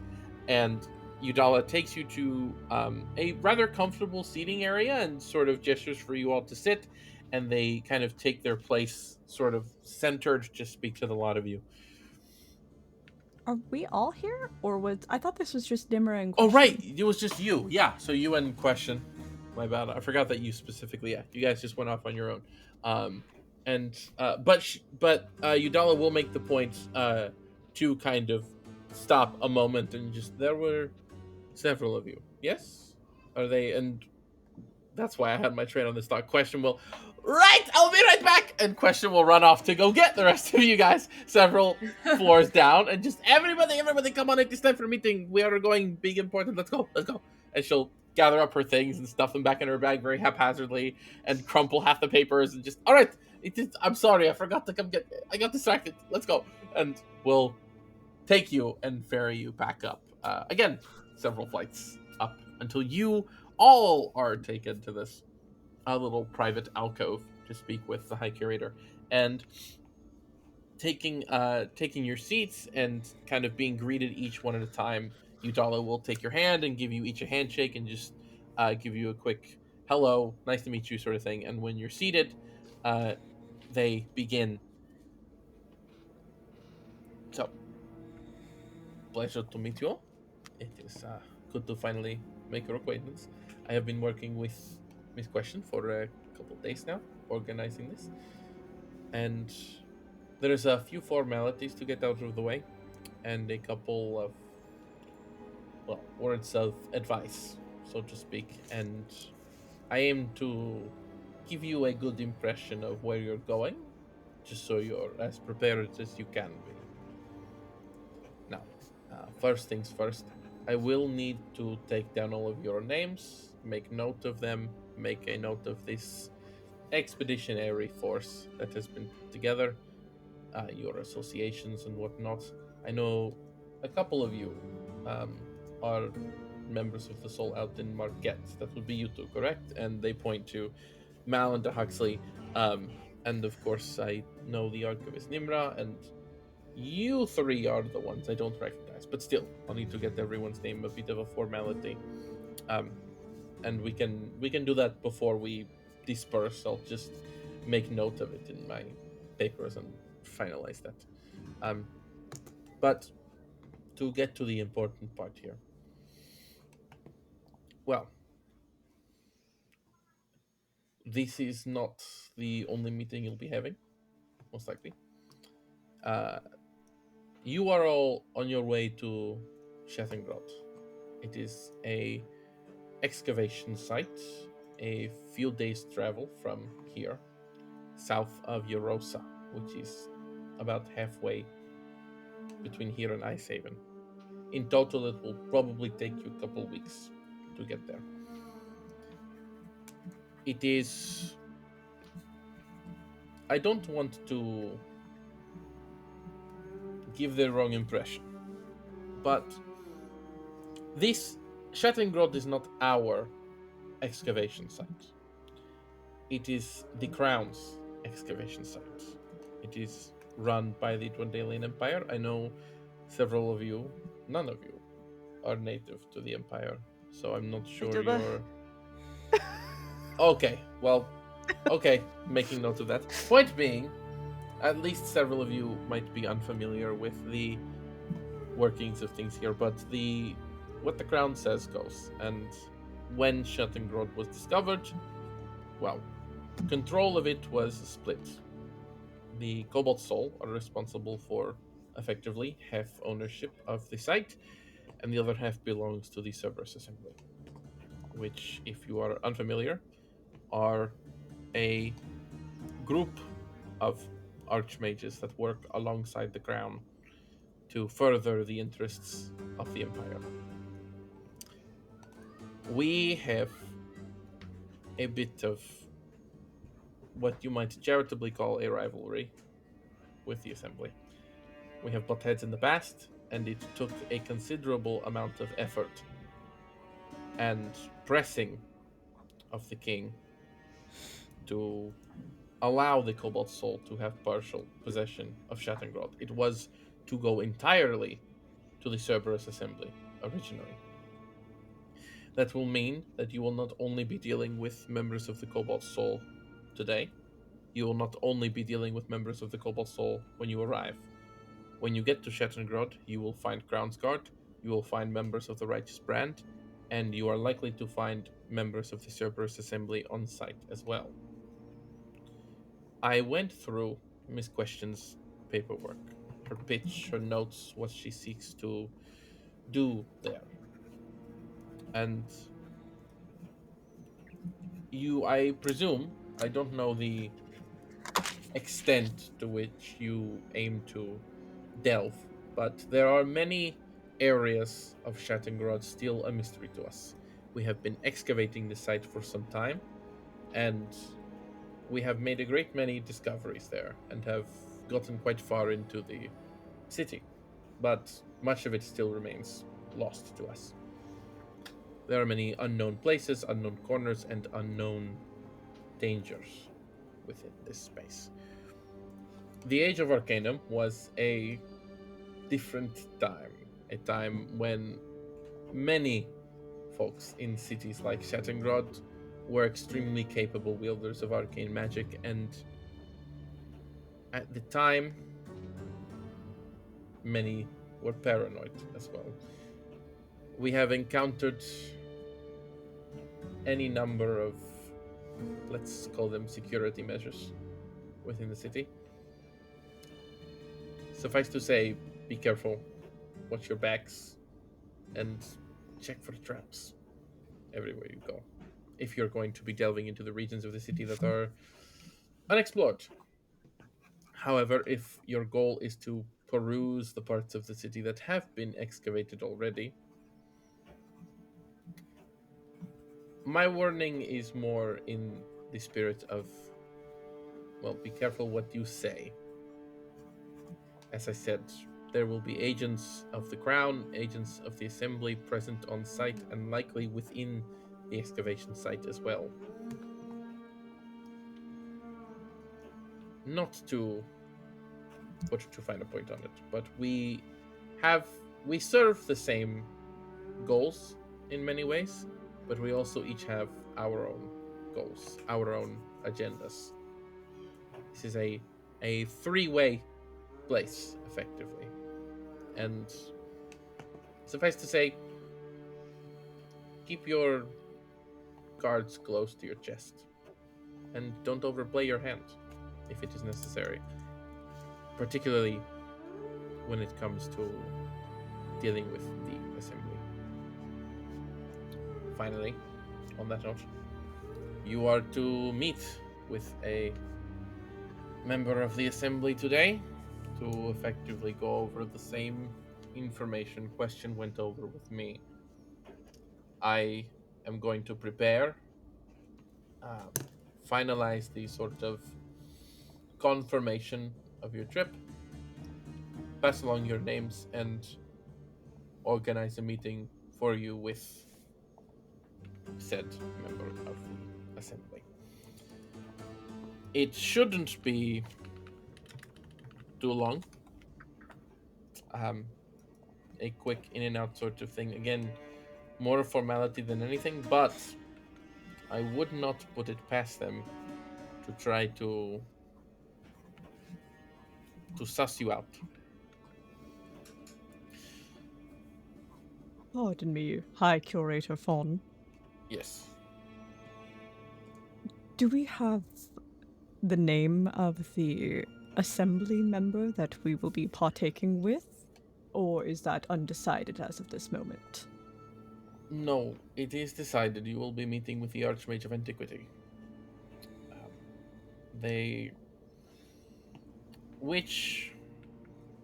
When was the last time you were here, Archivist, in Rexxentrum? It's been some time, yes?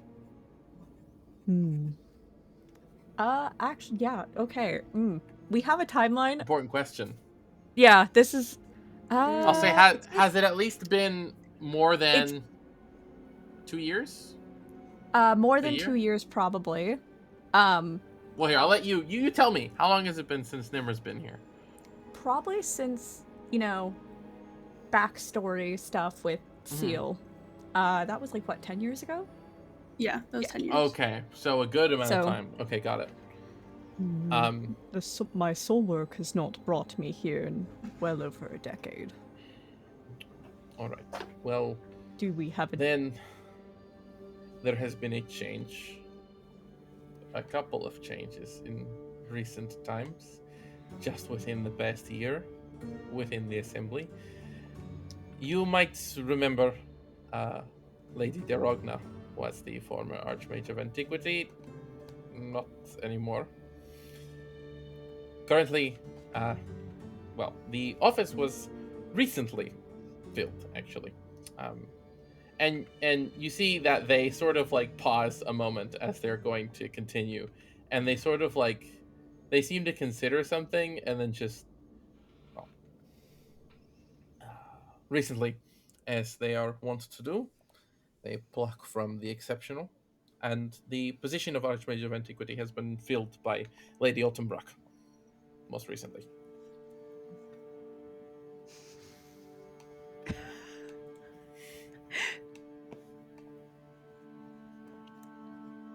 Nimra very noticeably has where their eyebrow would be twitch.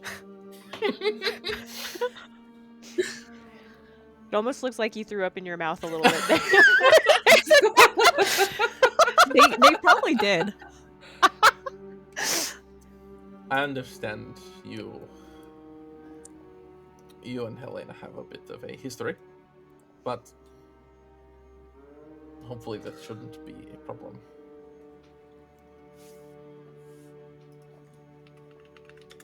We should have no issues so long as she's not up to her antics. I would assume with her being in a higher position, she would act more like a woman of her status.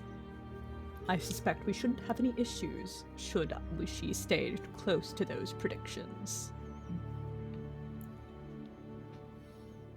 Arquest, you and I are both aware of the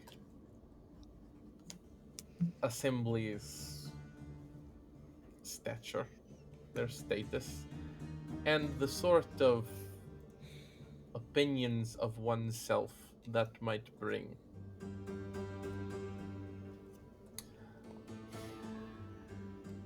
I tell myself to be polite. Lady Ottenbrock will hopefully not be an impediment. If a problem arises, I will step in where I can. But it should be a painless process, if maybe a bit uncomfortable for you, but unfortunately that was out of my hands. It was filled quite recently. It took them, I don't know if it was filled after Lady Derogna's passing, but suffice to say, we didn't know about it until just within the last couple months. Was it, how you say, publicly unveiled that she had taken the position?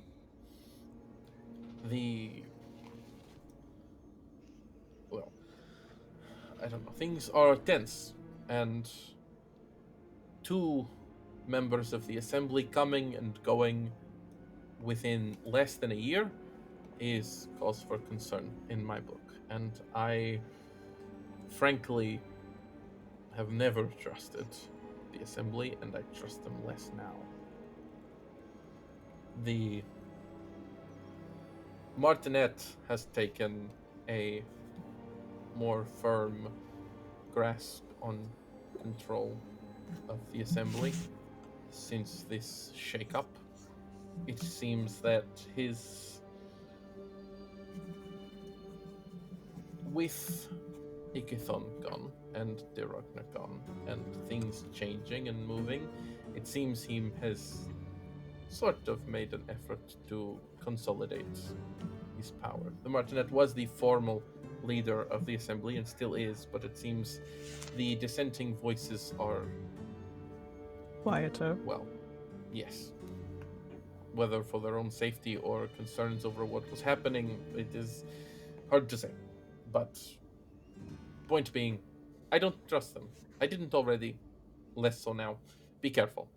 And don't say more than you need to when meeting with Lady Ottenbrock.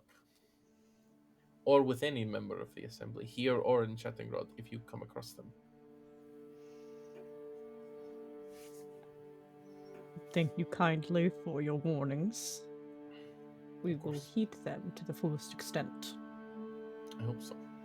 I know you are not all members of the Soul, but you are allies of members of the Soul, and at the end of the day, my people are what matters to me. I aim to keep my people safe. That is all of them. The Archivist and any other that carries our banner, our name, newly minted or not. You all are more important to me than the machinations of a group of archmages.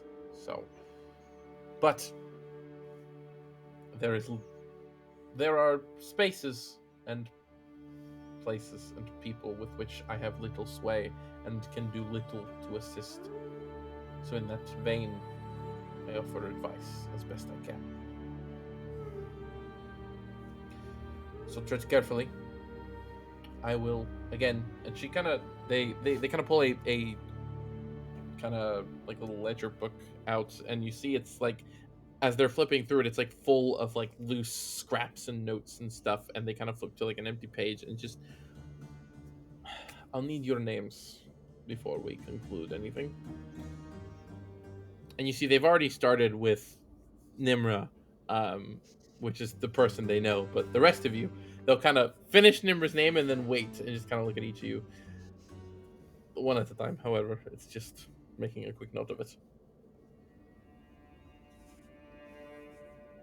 I'm Huxley Rose. And they'll make a note of it.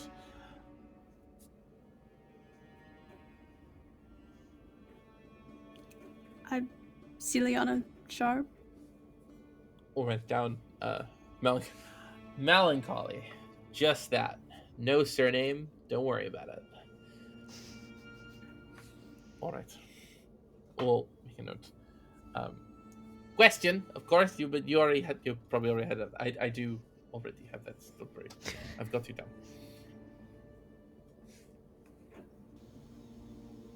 That just leaves you two.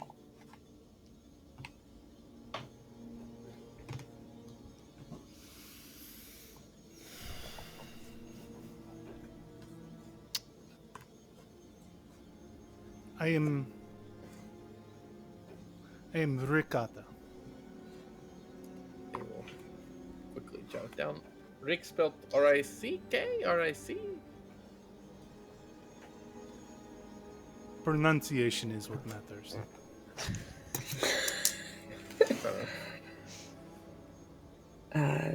Malvancrum. And make a note of everyone's name. And shut the tome, stand, and kind of give you all a quick bow. All right, that should conclude our business. If there's anything else you need of me, of course, I will be here at the archive. Feel free to reach out, especially if the assembly or Altenbrock give you any problems. Don't hesitate.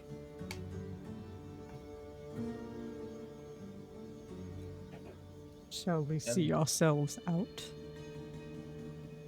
You, of course, are free to. You've traversed the archives before. If you, of course, need to access our materials for anything, feel free, as long as you are accompanied by the archivist or by, I suppose, any of you who are members of the Soul. As long as at least one of you is present, feel free. And they will sort of give you a little bow and take their leave.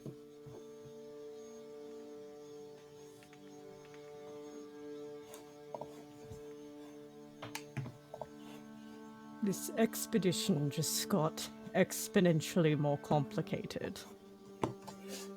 Is it Do too you have late? beef with? Is it too late to go to Nicodranus?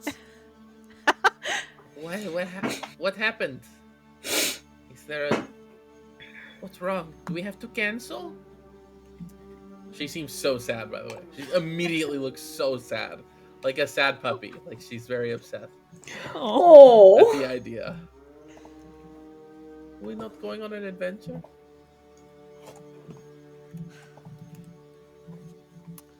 We Well- still have duties to finish here.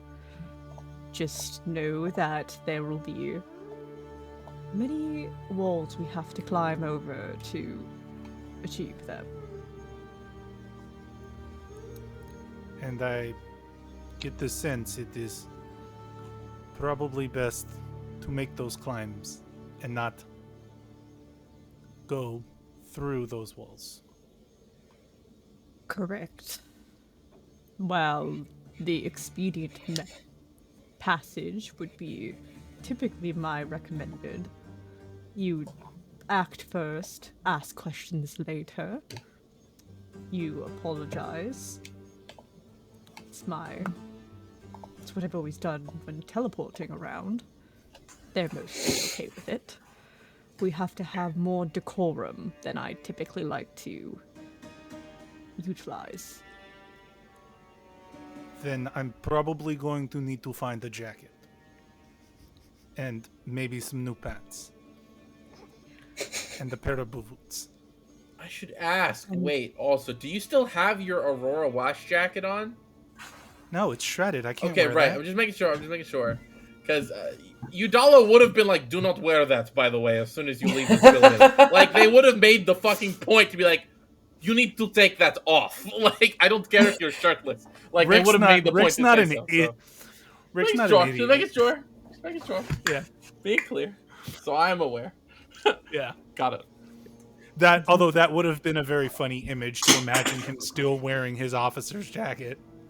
Is he gonna hide his necklace? He hasn't yet. Oh. It doesn't. Nimra To be fair, that? it doesn't matter because without his jacket, it's also scarred on his forearm. So like, that's why he wears a jacket. Is because like Clothes, you would. man. Oh, so Yeah. he would just be tits out the whole time if not. Yeah. Hey, I mean, power partially move. out, but Show up to Total- the meeting like with your total tits out. power move. Total I power move. my Just place. total roll in there, total gym bro. You'd like just the thinnest little like, just enough that it like just barely covers. of course. What's up? So, that in mind, are you guys going to see yourselves out? Are you heading out of the archive now? Or are you staying here for anything? I don't see any other reason to stay if the Cobalt people don't tell me to stay. Okay.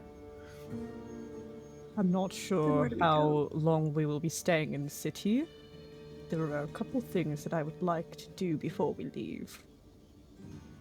The hope is at least 2 days. Yeah, I Well, may we- have an errand or two as well.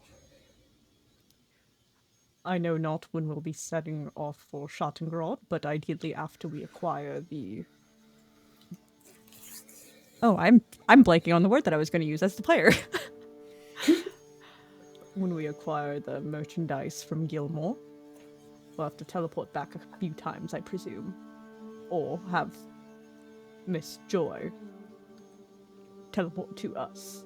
So we ideally want to stay in town for 2 days. Do we have anywhere to stay? Are we just grabbing a place first in we see, or? We have a couple of natives in town that can give recommendations. I don't know where Nimra would have stayed when they would go to academic conferences. here. There's like space to stay in the archive that's offered to you. So Great. Seal will recommend whatever is furthest from where she lives. where do you How live? her famous soul from where she lives. Somebody get us a map. Speaking of, Oh yeah. me Boundary. with 8 million tabs up when I forgot to press the button. There you go. Yay. I should be able to mark it off here. I'll do it now when we go on break, but there is. I'll mark. Remove token view. Oh, Yeah. is it? Yeah, there is Yeah. no token in the scene with visibility. I forgot. Okay, It's okay. there we go. There Ah! we go. Okay. My bad. So, So that in I'm mind, assuming we're I like will- somewhere in this center area. I'll mark off where you are in just a second. As you gather yourselves, head down back to the first floor. As you're making your way, Question will sort of just I'm going to stay here for at least a couple hours. There's a couple of things I want to pull together and look into. I'm also going to keep in touch with the hiker writer just to make sure I know what we're doing. I guess if you're going to go out into the city, just stop by. whenever you're finished, or if not, I'll try to come looking for you. It might be better for. I'll just wait for you guys. When you're ready, you can come back, and hopefully by the end of the day, we'll be ready to have this meeting with this person. So go about your business. I suppose I'll be here, and with that, you can gather yourselves and step out of the main doors of the Rexxentrum archive and find yourself entering Rexxentrum proper, a huge, sprawling metropolis of multitudes of towers and chimneys of all heights and sizes, built all on rolling hills, still visible under the structures built upon them. A sort of Eastern European kind of Gothic style to all the architecture here. It is quite different from the place you came from and quite different from many of the places you've ever been. And with the city laid out before you, a couple things to do. We're gonna go ahead and take a break right here and pick up with what we're doing in the city in the second half. Be back soon. Thank you.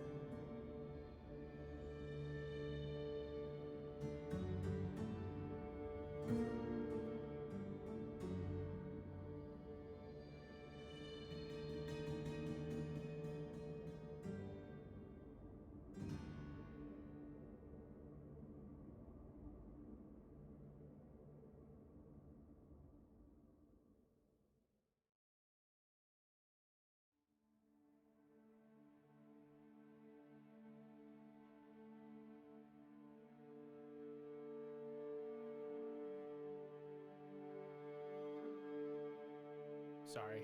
That's fine. You don't really your jokes are for the beginning, not for the. I know, but it feels like every time we hit record, I probably should have. You're right. And right. really, honestly, I'm no Sam Riegel. You got to have a table for it. You got to make a chart for it. Yeah, welcome back. We're back. Haha, gotcha. Welcome back from the break. We're here. Yes, last we were here. I'm in beginning. Last we were here. A few minutes ago.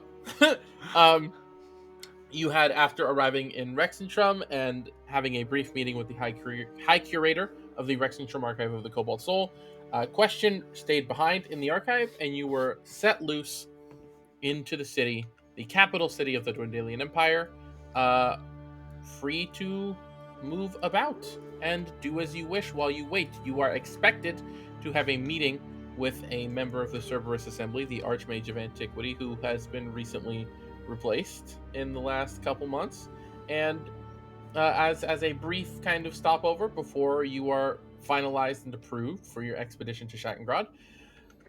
But you've got time to kill. That shouldn't be until the end of the day at least. So, what would you like to do?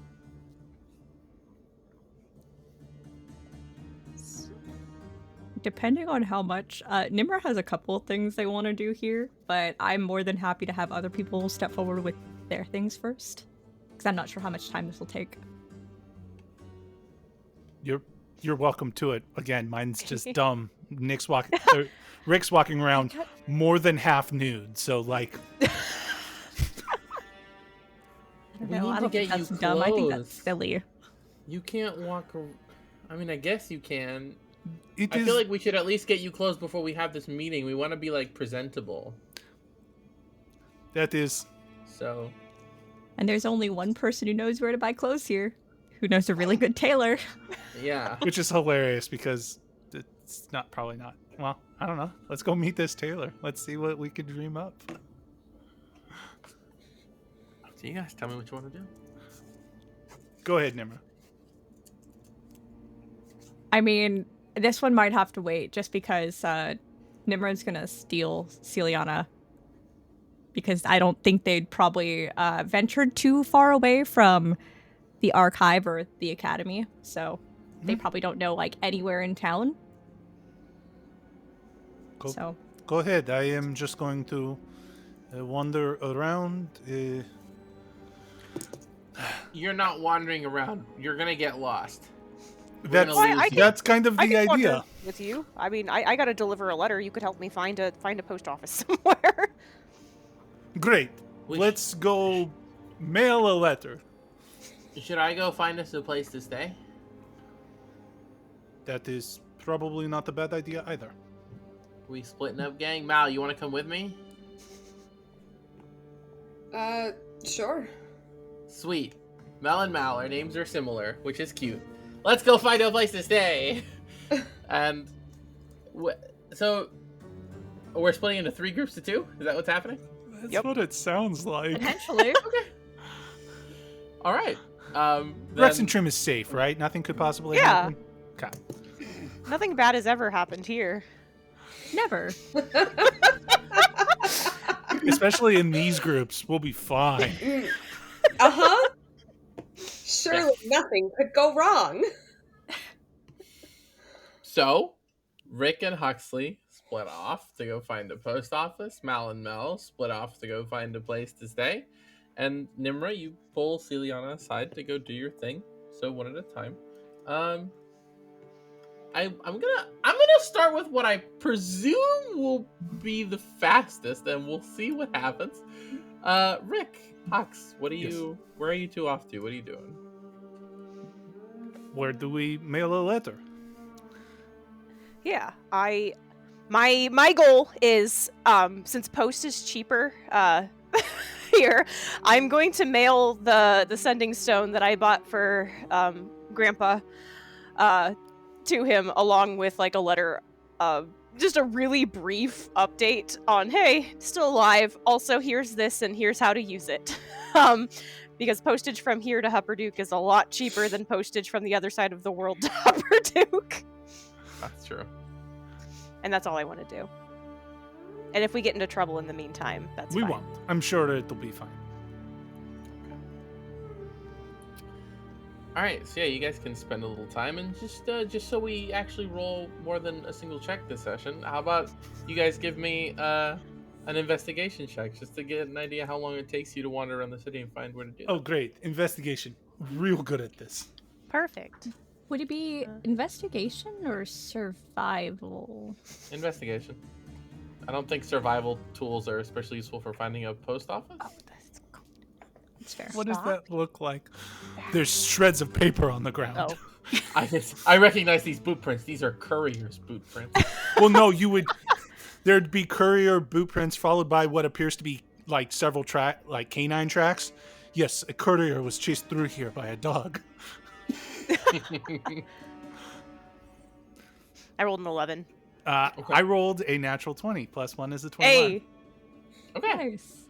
So Alright. yeah, maybe it's the big city sights and sounds, the amount of people going to and from, the familiarity of the environment and the unfamiliarity of the city itself that kind of sends you for a loop, Hux. But you have no idea where you're going, so Rick just kind of like, okay, and drags you along, and it doesn't take too much time. You spend it's a big city and easy to get turned around in, really, when you're unfamiliar with it, but you are able to take the time and within a couple of hours find the place, prepare what you need, and address it and send it. The postage to send the sending stone itself, it'll run you a single gold piece to get it Perfect. over to Hubbarduk without much issue to the address you send it to.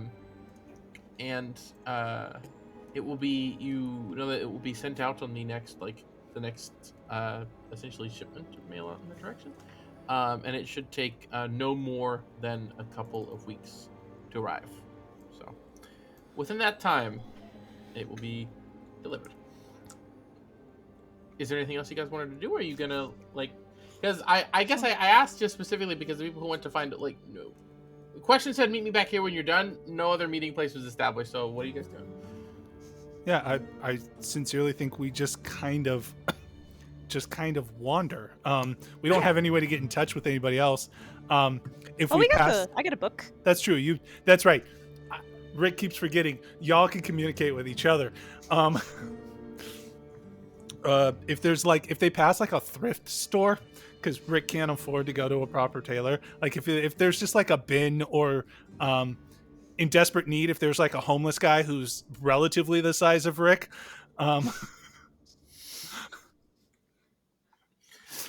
Yeah, I would say at some point you could probably find like a sort of secondhand garments kind Perfect. of, like Okay. garments and fabrics kind of place. Okay.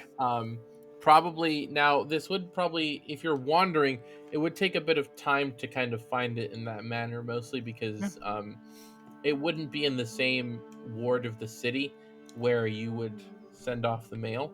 You'd wander down into the Mosaic ward, which is a bit more of a kind of ramshackle lower caste type of place, effectively.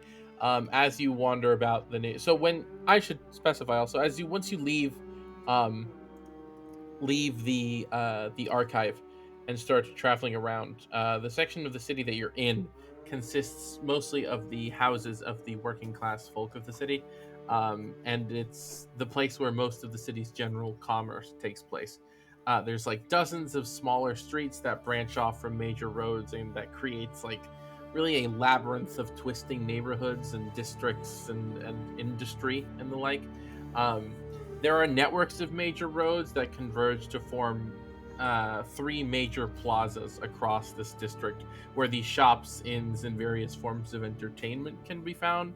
It would be in one of these plazas that you find a place to send off postage. From there, you'd probably wander, and to find a place for cheaper goods like that, you'd wander down into the southern section of the city. Mostly a sprawl of impoverished neighborhoods hidden behind like colorful banners and small fences that sort of segregate this little residential district from the central thoroughfares and avenues. And there's any number of tiny little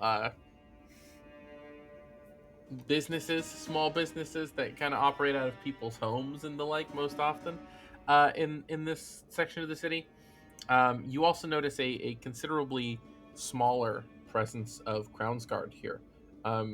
Those of you native to the region know that the Crown's Guard are the city guard and the police, versus the Righteous Brand being the military. There's a lot fewer of them in this section of the city than in where you just came from, but there's still a couple patrolling. But you're able to find a place, a little place called, I'm struggling to figure out how to pronounce it, but it is essentially the word scrap and fabrics put together, like scrap bricks, essentially. And you and it is, again, built out of someone's house, but in such a way that you can see that it was a house that somebody bolted a shop onto the front of. So you see like the front door of a house in the back of the shop. And you can kind of like, and kind of enter through and immediately be accosted by a small gnomish man who looks like, I don't know, old, which is hard to say. Gnomes age slowly, so this guy must be really fucking old, but he's old. And he kind of, oh, hello, hi, would you like to purchase some fabrics, some clothes, garments? You look quite large. Hold on, I need to go to my larger selection. And he waddles up to the back, and he does not wait for you to answer. He comes back with a pile of big-ass clothes. I'm sure one of these will fit you. Take your pick. 2 for 1 today. From the moment they get to the front of this place, as they enter through this whole thing, Rick uncharacteristically is smiling through the whole thing. He usually puts on a pretty stern face, but this whole time he's grinning ear to ear the whole time, right? From the moment we look at this place is a shop plastered on the front of a house. As the gnome sets down all of these clothes, Rick just goes, "That is very, very kind of you. What do you say we start at the top?" And he'll just start like attempting to put like one at a time these things on, like slipping his arms into all of these garments. Rick's pushing 8 foot, so like I imagine a lot of them, even the ones that are close to fitting, are like putting on a large shirt when you're an extra large man. Like they fit kind of. What kind of things do we find? I imagine if it's secondhand, they're all like patchwork garments. Half of them have patches of different fabrics sewn in to fix holes. A lot of them are intact, but they fit you weird and not very well. But some of them too big, some of them a little too small. But you do find a number of garments, various colorful garments that can cover your person, have sleeves, and kind of accomplish what you're trying to do. Some of them more comfortable than others, but it'll take you digging and trying to find something that fits you well enough that isn't really itchy or weird. Yeah. It's gonna look a little strange. Yeah, but so it does the job. Rick again is gonna make this even weirder, because Rick's gonna like go through and grab like a couple of them and look at the gentleman and go, "I'm so sorry, so rude of me. I did not catch your name." "Oh, my name isn't important. My name is business when it comes to a situation like this." Very, very good. Well then, business. I was wondering if you do custom alterations. Correction, Mr. Business. I apologize. Yes, I can. Wonderful. I have the fabric, as you can see. Wonderful. Rick proceeds to hand over 4 jackets, and he goes, "I would like the torso of this one if you could attach this sleeve here and that sleeve there. And I like these buttons. Like fun. Do you think maybe you could move these buttons onto this particular central torso portion?" I can do anything, but it will cost you an extra fee, of course, for customization. Of course. For an elegant jacket such as this, I'm sure it will be worth every silver piece. You see he puts a hand in a holster that you notice is on his thigh, and he spins out a set of fabric shears and, like, catches them. "Time to get to work. It will be..." And he looks at all the things you sent him and, like, seems to stare and do mental math for a minute. 4 silver pieces. Fair? You drive a hard bargain. I know. But you won't find a better deal? If I may make a counter offer, and hear me out. Yes. Rick produces from his pouch 5 silver pieces. It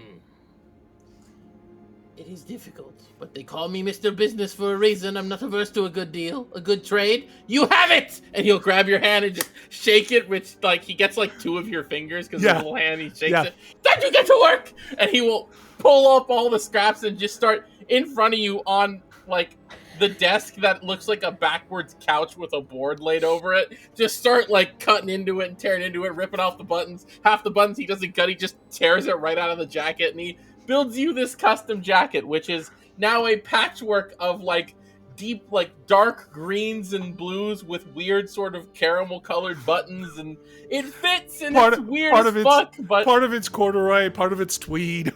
Yeah. And then the center is velvet. Like, it's just a complete shit show. An absolute shit show of a jacket. But you have it.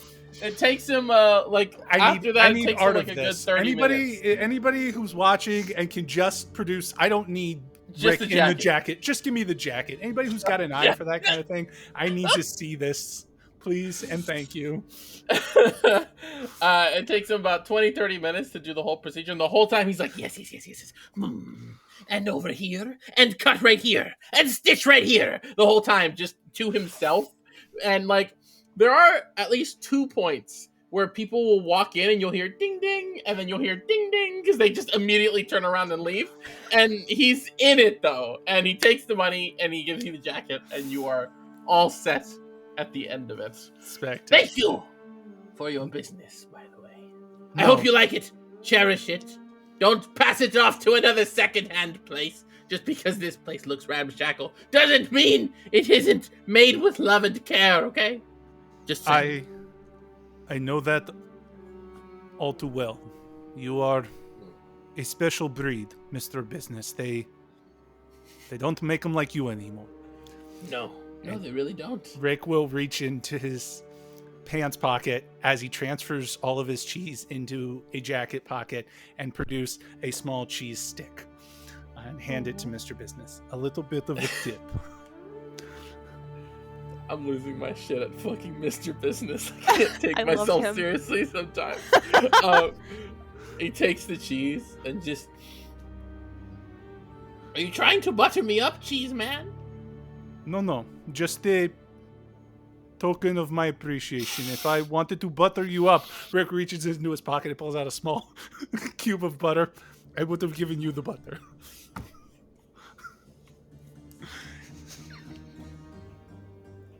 I hate this guy. No, he's great. Fuck off with the butter in your pocket. Okay? Butter and cheese are right along the same lines. And he takes it and he just... Oh, it probably has. Does it have a wrapper, the cheese? Yeah, it's encased in wax. He bites straight through it. Okay. He bites straight through it. Like, half of it just... And he sits there chewing. He's like, this is very waxy. I like it. And he sticks the other half in his mouth. Thank you for an excellent transaction. You are most welcome. I appreciate another man with an eye for business. Of course, Mr. Business is taken, but you can take Mr. Big Business. It suits you. Very well. From here on out, I will be known as Mr. Big Business.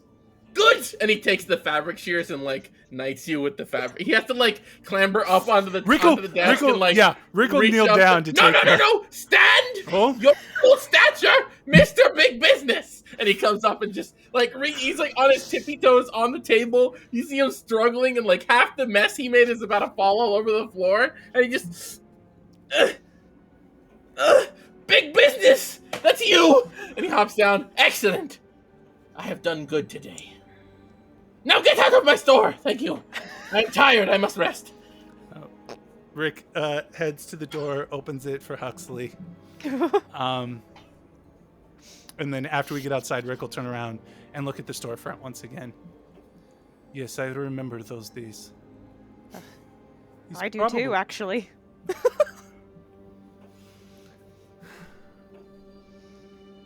Well, and I presume you two will continue your wandering? Yeah, we'll just... until you're otherwise called? Yeah, unless Huxley has some other place. Rick's going to wander around in this patchwork jacket of his. Okay. Then, next up, run back up. Mal, you and Mel start navigating through this section of the city as well. The same place that Rick and Hux had to go through to get to where they ended up, leaving from the archive and navigating this labyrinth of city streets and finding one of these several different plazas.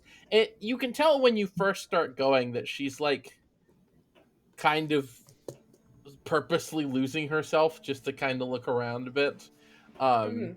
So you end up a bit kind of further south in through the city, coming past what is clearly a prison built in this section of the city, like a walled off structure with a large stone building inside, a heavy Crown's Guard presence around it. And she takes you past this into one of these three plazas that is in the lower section of the city.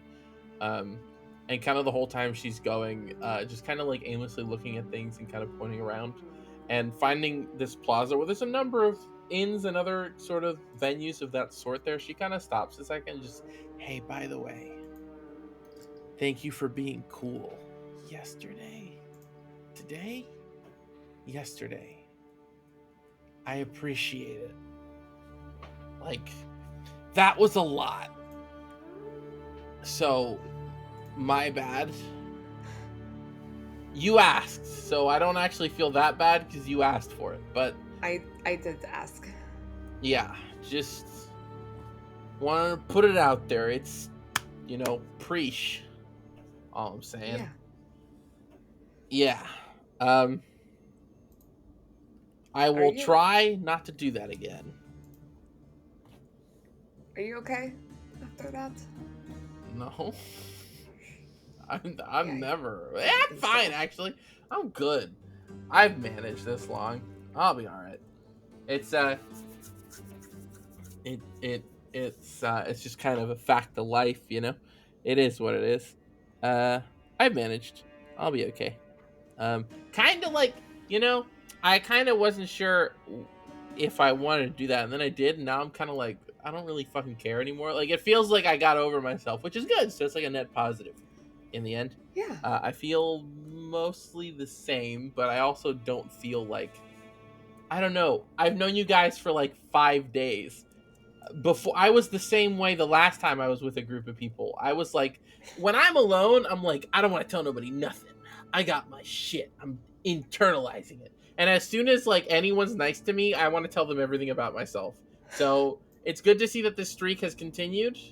I am still the same person, which is concerning, but that's neither here nor there. Point is, yeah, I'm good. I probably I can't tell how much I needed that or how much I was just telling myself I needed that, but like, it's over now, which means I don't got to do it again. So we're good. I'm glad it's helped, maybe. Yeah, that's like what you do, right? As like a holy person, you help people. I don't know if that makes you like a therapist. I'm not saying you should be my therapist or something. That would kill you probably, but like, I would probably be a really bad therapist, honestly. I think you'd be good at it. I think you're good at listening. I And if you don't know what to do, you can just be like, look, and then you give someone a moth and they are entertained. Unless they hate bugs, in which case you ruined it. But I would assume you would gauge that before that happens. Yeah, I'm not exactly the heaviest hitter in the group, so I want to do what I can. You mean like literally hitting things? In terms of my skill sets, I mean, You seem pretty skilled to me. You can like cast spells and like shoot shit and like stab things. It was a pretty versatile set of skills, really. yeah, I guess so. But look, I know we really haven't known each other that long, and you haven't known everybody else that long either, but this is sort of how things have gone for me too. I didn't really know Rick and Huxley all that long before we were sort of the way we are. Yeah, I guess that makes sense. It's kind of what this sort of life does to you. Makes it easier, maybe, to connect with people. I don't know. If you feel like you need to talk about anything else, I mean, obviously, I'm happy to talk, but you should maybe think about the others too. Might go better than you think. Nimra's not for that, and Huxley looks like he's about to burst a vein every 5. He looks so stressed constantly. I don't trust Rick, and Celiana also just has a lot going on. I feel like if I say the wrong thing, which I'm prone to do because I crack jokes when I'm nervous, then she'll explode and kill me. So I don't know. I mean, not to be throwing shade. I'd probably be fine with most of them. I acknowledge that it's probably mostly a me thing, but I think I'm good. I'm fine. I think I got it out of my system, and I definitely don't have anything else to say. So, it's fine. But I appreciate it, and I'll consider it at least. Not for nothing. We'll see. Let's one step at a time. We all have shit going on, and it's all heavy. So. Yeah, I noticed. What is with people who do this shit for a living just having really fucked up lives, just going through shit all the time? Is that what drives people to do mercenary work, to risk their life for money and stuff? Does your life just have to suck? Is there not a single adventurer in the world that is put together as a person? I feel like there has to be one. I've never met one. Have you met a lot of adventurers before? People who are, happy at home and doing great don't generally feel the need to go seeking other things. Yeah, you're right. Probably. That makes sense.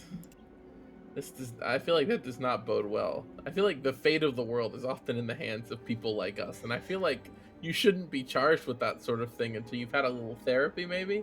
So you kind of get yourself. But maybe that's part of the journey, is figuring yourself out? I don't know. That's not my purview, but maybe we'll get there one step at a time. We should do no, we shouldn't do that. But what shouldn't we do? Group therapy was going to be my suggestion. Therapize each other. But again, Huxley about to burst. Nimra does not understand how people work. Rick, probably fine in all things considered for this specific situation. I just do not trust him. And then and Celiana similar to Huxley, but for different reasons about to burst. I feel like everybody needs the help, but that seems like we shouldn't be helping each other because we all have shit going on. So as soon as one person's you should do this, the response is going to be well, why don't you do that? And then we're going to be in a circle of people who don't follow their own advice, trying to give each other advice. Maybe it's a nice change trying to carry somebody else's shit for a while instead of your own. But so we trade? or something. I could do that. So then we need to assign, right? So what is everybody's baggage, right? I have my baggage. Huxley's baggage is he's a little squirrely and afraid for his wife. Nimra's baggage is they don't know how emotions function and so aren't fully there emotionally. Celiana's feels less how am I don't know how to compartmentalize her baggage into a thing that we can trade, because we can trade these things. I could be squirrely and afraid for my wife. I could also be emotionless if need. Maybe not. I could try to be emotionless if needed. You could do that maybe. Rick could see what I mean? We can pass it around, and then maybe when you see it on someone else, you're oh my god, what's wrong with me? And then you fix it. I mean, that's definitely an interesting idea. I should be a therapist. Exactly how that would work, but it's also couples therapy, but 6 of us. Don't really know what I'm doing, so yeah. Why don't you ask your dude? Why don't you be hey, Bugman, how do I fix my emotional issues? I don't think I've tried that one. Maybe Maybe I'll give And it a then shot. she like stops and like looks around a second. She's like, "Wait," like whispers in your ear, "Wait, I don't need to do that. I forgot." And then you hear in your head, "I forgot. It's like super illegal to worship the wrong god here, so don't talk about that anywhere. I almost completely forgot about that part. So, just like we do the Bugman thing outside of the city, but we should. There's like forests everywhere." So, and she starts speaking aloud again. Right. I think like we're gonna be walking from here to like somewhere where we like just pop into the woods and be like, "Hello, are you here?" Yeah, let's out of the city. And I Yeah, button my collar to hide the pendant. a little bit. Yeah. Cool, it's a plan then. And it's like a god or something, right? So it can do all the heavy lifting. We just kind of sit in a little kumbaya circle and we're like, "Hey, resolve this for us, please, on behalf of your servant." I don't know what you are to them. Whatever you are, your cleric. Do this for them. They have been loyal to you, and then problem solved, and then we're all emotionally healed and ready to save the world. Yeah, I guess out of anything, it's worth a shot. Just just brainstorming. All I'm saying. Do we see any like inns or hostels or anything as we're walking? The plaza that you're in that she eventually led you to is it's like where entertainment venues and taverns and the like tend to be in this section of the city. And you find two in this little ring that are closest to you. The Old Holes and the Gray Pearl are the two little taverns in this section, both kind of like across the street from each other, and very much giving off the vibes of, I forget the name of it, but that like Christmas movie where the two dudes are like trying to out decorate each other, like back and forth, just overdoing their Christmas decorations. It's kind of the same vibe, but with like banners and advertisements and signposts for the place. Each one has like an overabundance of signs and banners and stuff on the outside of it. Both are like 3-story buildings, built in this similar architectural style as the rest of the city. This kind of Eastern European sort of Gothic style look to it, with spires and pointed roofs and all that sort of stonework and stuff. But yeah, those are your two options, at least in the immediate vicinity. Well, should we just flip a coin? Or does one call to you? I'm gonna be real. The Gray Pearl, chill. Normal name. Cute little tavern name. The Old Holes? Yeah. That sounds like a sex place. That's a choice. And like not an appealing one. Which makes me Gray want to Pearl go it is. in there. Oh. Oh. Sure. Oh, No. Sure. No, you're right. Absolutely. The other one. The normal one. Yeah. You be in charge of this. I'm not. Yeah, that one. And she'll kind of step in that direction and allow you to lead forward and make your way over there. And yeah, it is, like I said, it doesn't stand out architecturally or like its facade from anything else around it, but what makes it stand out is this just overabundance of banners and signposts and stuff that cover the front of it, a lot of which don't even have words. They just have little gray spheres drawn on them that are meant to be the Gray Pearls, you presume, just kind of all over it. And then there's like beaded necklaces kind of things like that they toss out at like Mardi Gras parades, but like they're all gray and they cover a lot of the building as well. At this time of day, it's not super busy. There's not a lot of people coming in and out. Committed to the bit.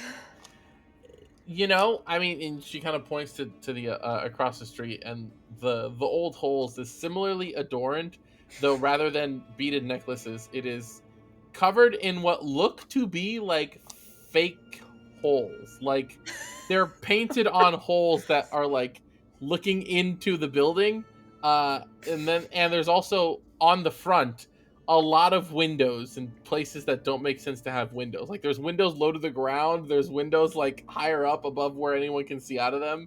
It's like, that's the gimmick kinda, and it's overdone. Yeah. I think it's just their thing. ear, maybe. I guess.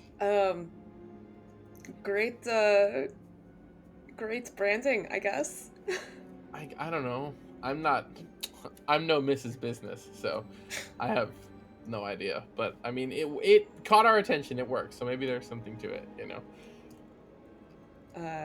Yeah. I think we'll head in and get the cost for a night's stay. Yeah. How many rooms are you looking to get? Do we usually do 2 or 3? I believe we usually do 2, because I know Nim and Seal tend to be in a room together, and then you 3 tend to be in a room together. And so far, Yeah. Mel's been staying on her own usually. So it's yeah. Okay. For you 2, it's usually 2 because she always ends up getting her own room ahead of you guys. So technically 2. And in this case, she'll probably do the same. Like if you go to request 2, she'll get one for herself. The cost for 2 rooms at this place just being for the night 3 per room, so 6 silver pieces. And she puts down a couple as well. And the tavern keep kind of tending to the place is a middle-aged human man, roughly kind of disheveled, kind of salt and pepper hair, similar beard to match, and dressed in the appropriate kind of middle class sort of attire that fitting in terms of its style and impression. And he kind of greets you all warmly, and as you come in and ask for the rooms, he reaches down, hands out the keys, takes the money, and just it is a pleasure to have you. Hopefully, if there's anything you require, we also offer room service, of course. We can send meals up to your rooms. You're welcome to come down and partake as the night goes on. But you have rooms set out for you for the night. And should you require a longer stay, you can always come by and request it. And he'll hand out the keys, which lead to rooms on the 3rd floor, and just kind of give you a little bow and allow you your free Thank you very much. Of course. Well, that's taken care of. I pull out my little pocket notebook and I scribble in the name and location of the inn. So this is to everybody else has in it. the group book, yeah? Yeah. Okay. Yeah, so you all roughly maybe like between 30 to 50 minutes after you all left the archive is when you'd get the little pings in your books denoting the name and location of the tavern itself. And kind of keys in hand, Mel sort of will turn to you. Just so, do you have plans? Are you doing anything else in the city, or are you just hanging here till everybody comes by? We could explore some. I didn't have anything in mind. Up to you. I was probably just gonna hang out here, to be honest. There's a couple things I want to look at, maybe. I don't know if I'm ready for it, so I'm gonna like sleep on it. But Okay. I wanted to maybe head to a temple before we leave the city, but again, I'm not sure if I'm doing that today or tomorrow or what. So, up to you. I'm happy to hang around, and if you want to go, I'll go with you. Okay. I mean, don't stay here on my account. If you want to explore the city, feel free. I'll tag along. I don't really know Rexxentrum very well. I've never actually been here before. Yeah. It's pretty big. It's pretty intimidating. I kind of know it. I've been here before, but I'm not an expert on the place. So I don't know. Unless you're cool with just kind of getting lost for a while and then finding our way back, we might want to stay here. Let's get lost. We don't have anything else to do. Yeah, you're right. Yeah, fuck it. Let's do it. And yeah, so gather her things, keep the keys in pocket, and let you head out. And head out into the city and do your thing. For the next little bit until everybody signals to come back, which brings us around to the last of our pairings. Nimra, Seal, what are you two doing? Stepping out from the archive.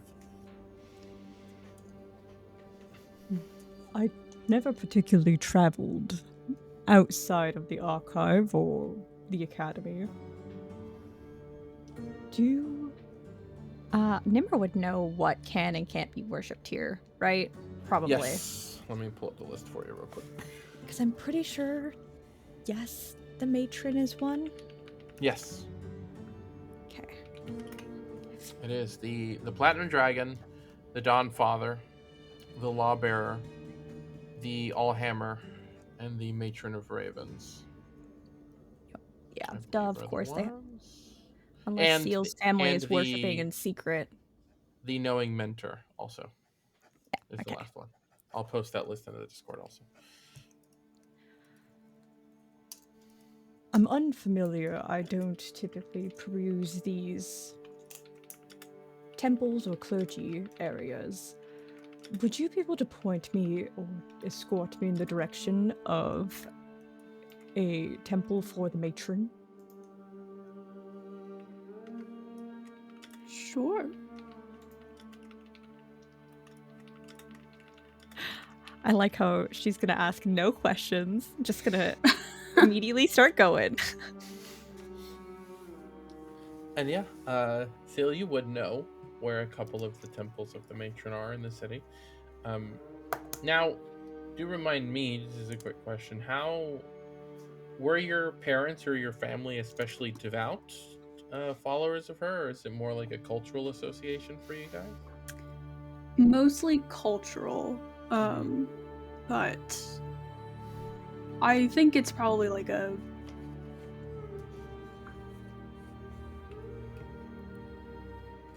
every so often going to worship, but not a very Gotcha. devout family. Okay. But yeah, you'd know the temples of the matron are smaller generally, which is pretty normal for temples of the matron in most places. Um, they aren't really a clergy that are especially loud and proud about their worship and their practices, but you are able to find what the nearest one to where you would be in the archives would still be in this section of the city, the Tangles. You'd probably head towards the west end of the city, closer to the wall, passing several other temples as you go. Namely, let me see from where we're at.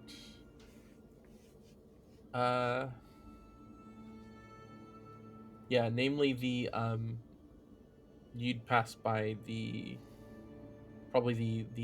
temple, the main temple of the city, to the Platinum Dragon, and to the Lawbearer as well, and kind of come round to find again, smaller but not small. A lot of the sort of structures like this in Rexxentrum are rather large, just by the state of the city itself being as large as it is. It is the largest city on the continent, and it is at first glance, a rather tall but kind of narrow and long structure built of this kind of rough-hewn marble and stonework, with some sort of kind of black stone accents around it, and it has it's a familiar church shape, right? But it's not exactly, not quite. And there is a kind of main window of black stained glass that can be seen from the front, that hangs over top, and then underneath are the large double doors, which currently are held open. They are wide open, and you can see inside a rather large main avenue, which leads towards the back. There is an altar near the back, and there is a sort of shrine in the back of the temple as well. And it is very dark inside. It's still bright during the day, and something to make note of: the temperature and the climate of the Empire and of Loudmouth is quite different. It's quite chilly here, and it's a bit darker, a bit cloudier here than where you came from. So in general, the city's a little darker, but it's still sunny out, or it's still day out, and it's distinct, the darkness within the temple itself. But this is one of many you come by. Not one that your family would have ever frequented. Based on where you live, you would have been at one further. But you've passed it, you know of it. But you don't know any of the specifics of this one temple.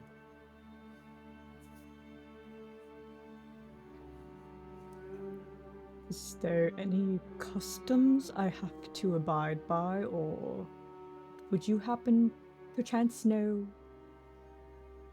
anything I should avoid? I'd like to speak with one of the cloth. I have a few questions for personal research.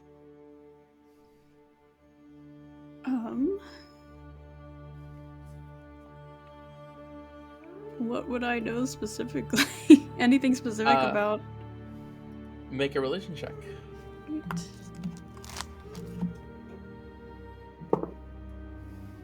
That is a 12. So you'd know kind of the basics of how the flock, as they refer to themselves, function. And generally you know the tenets of the matron's followers and their kind of basic sort of core beliefs. There is a focus on death as a fact of life and as her purview, and this belief that the death is the natural end of life and that there is no pity for those who have fallen. And the other kind of purview of the matron is fate, is that she is the weaver of fate, and that the path of fate is sacrosanct, that those who pridefully attempt to cast off their destiny should be punished for it.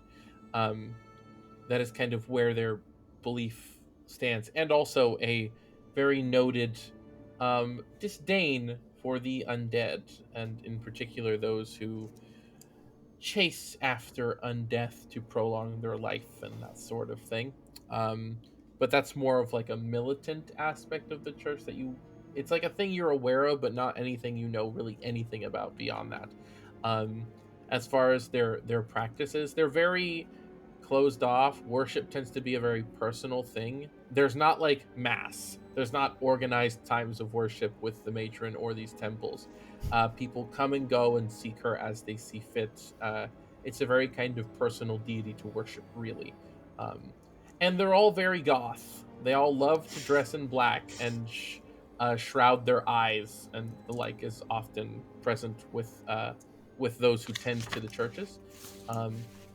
As far as like practices, behaviors to consider, I mean, don't come in asking how to turn yourself into a lich. Don't just openly disregard their tenets, essentially, is the most you'd know to impart as far as advice goes for what Nimmer's asking you. Great. Yeah, I'll explain all of that. Yeah. Do you think it would be unwise if I asked them to... Is communication with the dead something that's against their tenets, or... That's something you wouldn't know. Great. I'm not sure, but I don't really see why it would be if they're still dead. I'm not looking to bring anybody back from her clutches. I just need to see some divine magic in action to do some studying of sorts. If you would like to join me, if you're curious at all, otherwise I will see myself from here. Right.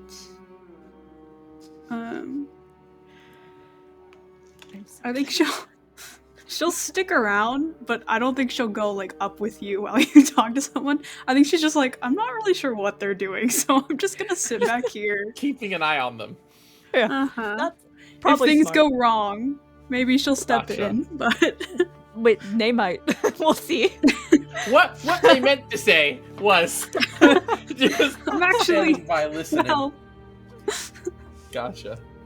Okay. Do you head inside? Yeah, Nimmer will walk inside. I don't think they would particularly wait if Seal is thinking about it. And just How kind far of back do expect you her- stay, Seal? I think it depends on how far they go, but she'll go inside, and like kind of just take a space, do some Sure. reflection, praying potentially, but also trying to just keep an eye rather than an ear necessarily. Okay, sorry, Nimmer, go ahead. What are you doing when you step inside? Nimmer is just going to go to the nearest, I guess, person of the cloth, one of the flock. You do not see anyone when you step inside. It's empty. And now inside, where as your eyes kind of adjust to the light a bit, there is, when you step inside, it's almost like,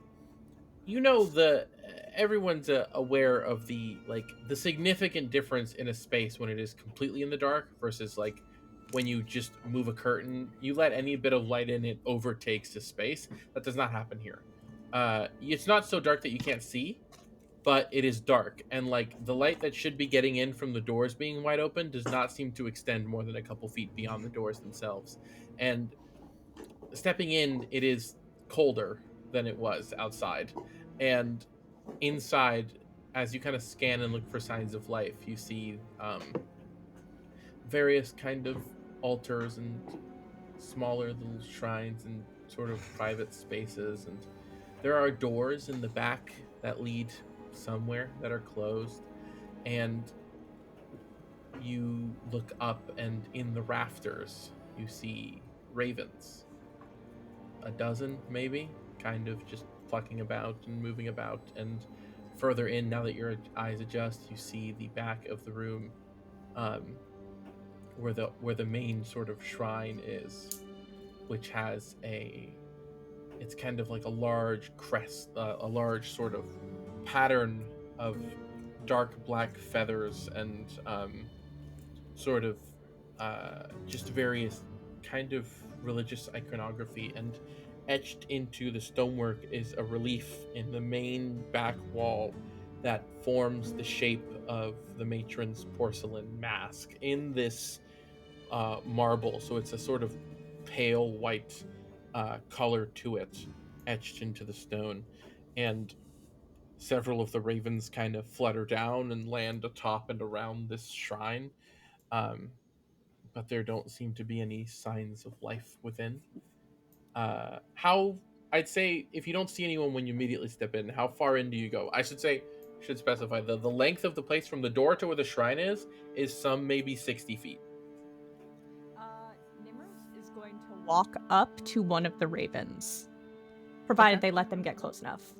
Yeah, the closest one you'd be able to reach would be by the shrine, so you'd go all the way in, and it's like just kind of at ground level around it.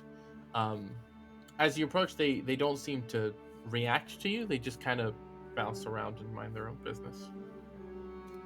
Because Nimmer's going to actively speak to one of them, or at least see if they understand them.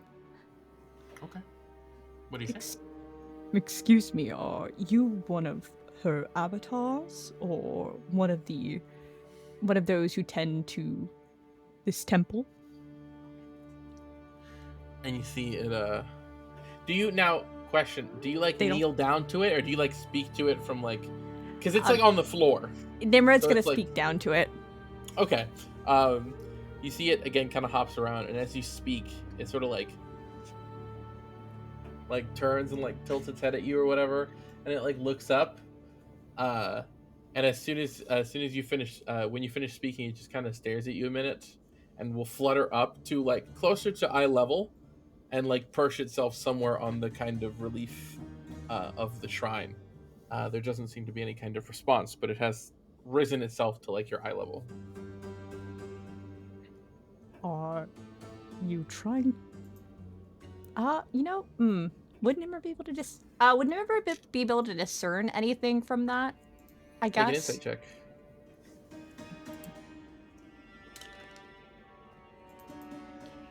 13. I mean, it looks like a bird. Maybe, I mean, it's a little, Yeah. it's a little like odd. Maybe it's just the timing, coincidence that it happened to come up to your eye level when you finished speaking, but you're not sure whether or not to read into that at all. Curious.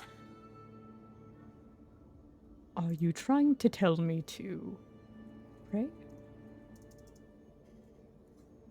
And Nimmer is just And- mostly speaking to themselves at this point, but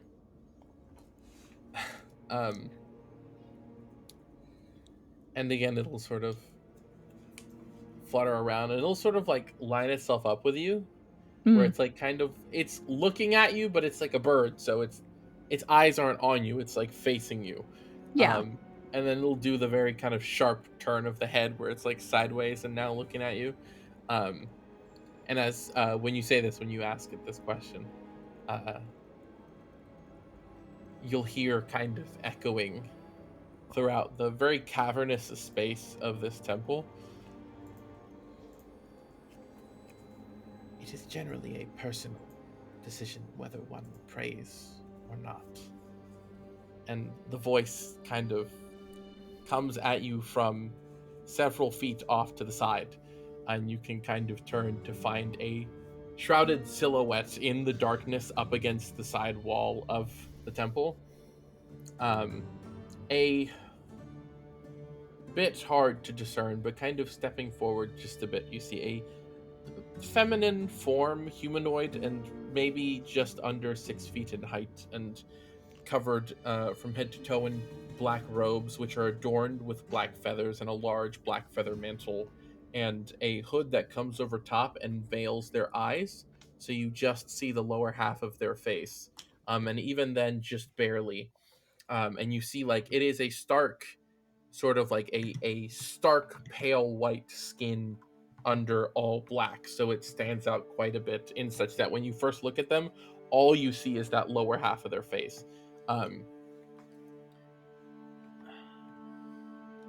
If I may offer a bit of advice, if you're going to go from bird to bird asking it questions, you're not going to get very far. And yes, bye, Taka. Goodbye. There we go. I wanted to say goodbye before she left. Anytime somebody leaves early, I don't say it in time. I got it. Okay. Sorry, continue. Forgive me, I was unsure if they were some of the stewards. I didn't want to disrespect them by disregarding them completely and wandering off on my own. And the figure steps out of the darkness a bit more, and they are just birds. A favorite of Our Lady, but just birds all the same. Of your lady, I must admit I am a scholar, and I come bearing a few questions if you'll be willing to indulge me. Of course. Always happy to answer questions where we can. And they step around and sort of approach in a kind of wide circle to come to stand before you, in between you and where the shrine is. And the whole time their hands kind of their hands are together lower in front of them, with a sort of very smooth stride that almost looks as though they're if you could see their feet, you would almost think that they're floating, though the robes hit the ground, but just kind of move smoothly along the surface. There's no kind of essentially what I'm saying is there's no kind of like rise and fall of their body as they walk. It's a very smooth, stiff kind of motion that looks almost unnatural as they move. Color me curious. What might someone of your pursuits be looking to ask about? I'm curious to see how you access your spells and how you cast them. I have something of I wouldn't call personal project for myself.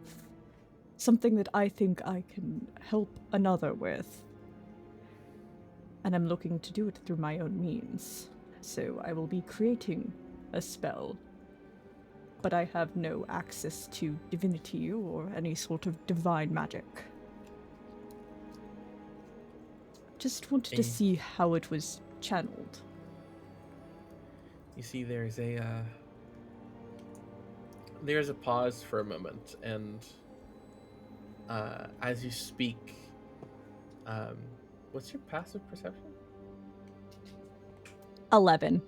Okay, thought so. Seal, what's yours? 16. There you go. Okay. Seal, you notice as Nimra speaks, this person's jaw clenches a couple times as they speak, and when they finish.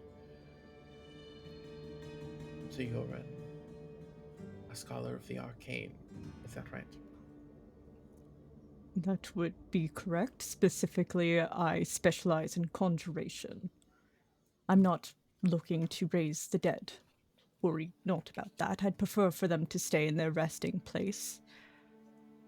But it's difficult to speak with them to allow the living closure.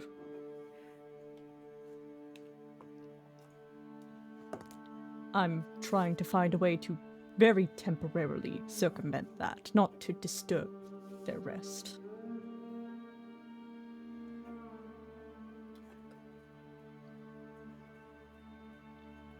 I recognize the symbol on your plate.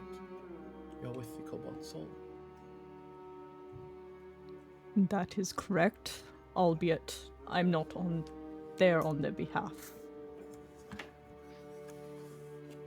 So this is entirely personal, beyond the purview of your organization. That would be correct, yes.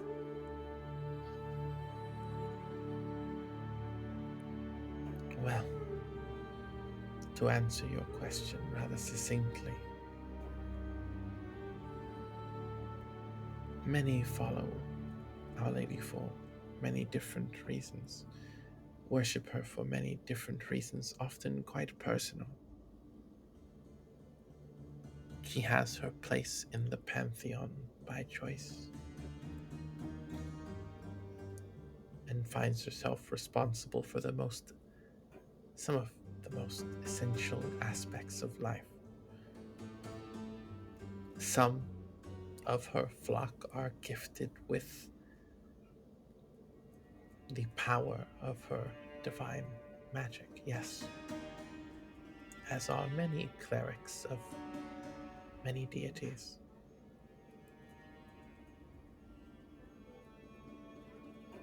And whereas one of your pursuit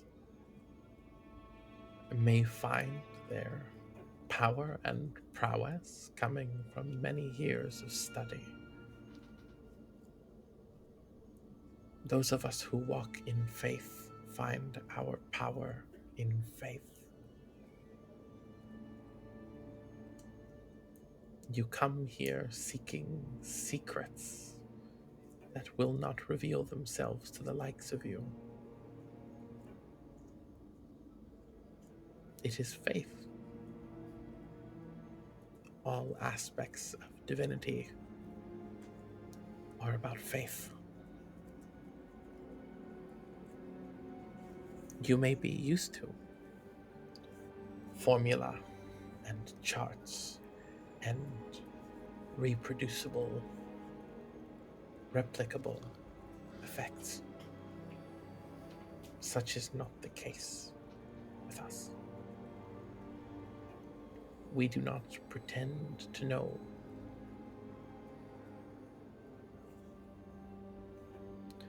how or why her gifts function as they do. And you would receive much the same answer from any cleric of any deity. It is about faith.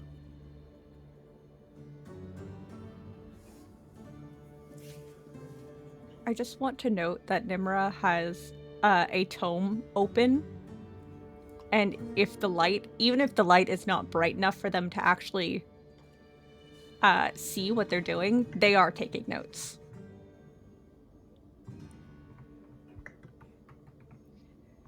Thank you. Your answer was illuminating. It seems I will have to go back to the drawing board.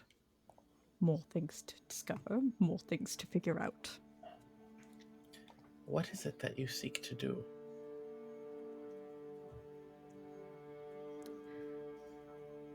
I am not sure how feasible it is. There is one of, I presume to be your flock, that I travel with.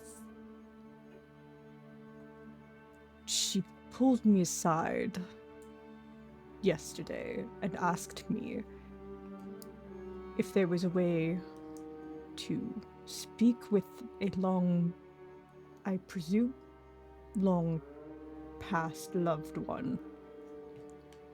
There's no body, so being able to just channel, using that as a conduit to channel their spirit or their soul, would not be available. I'm something of a expert with conjuration. I'm trying to figure out if I can temporarily pull the soul from the other side in much the same way, or at least channel from the other side without a body to tie it there. Just for a conversation. No more, no less. Not to put them back into a body. Allow this woman some closure. Seems that she needs it. And there's a notable lack of response. You don't, they don't speak, and they don't seem to react physically at all. They just kind of turn away from you and walk back into the sort of darker space where they were, towards the back, near where one of the doors is. And kind of as they begin to walk away,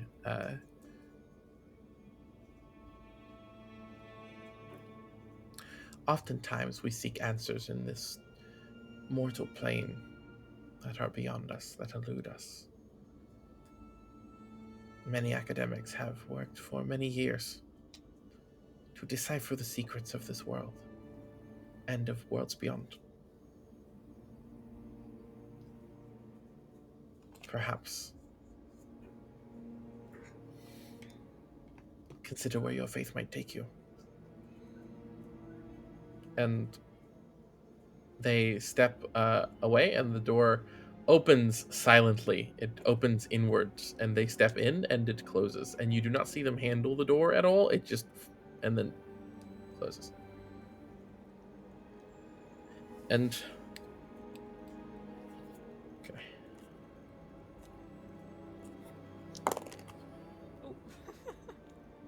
Not like that.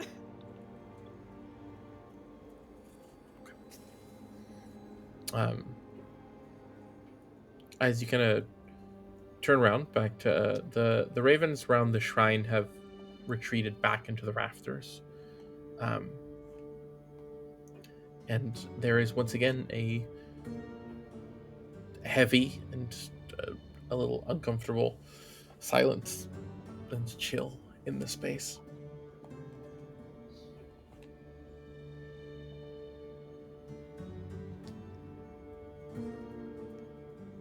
And Nibra is going to think to themselves for a moment and wonder if they should be thanking the matron for sending a steward to them,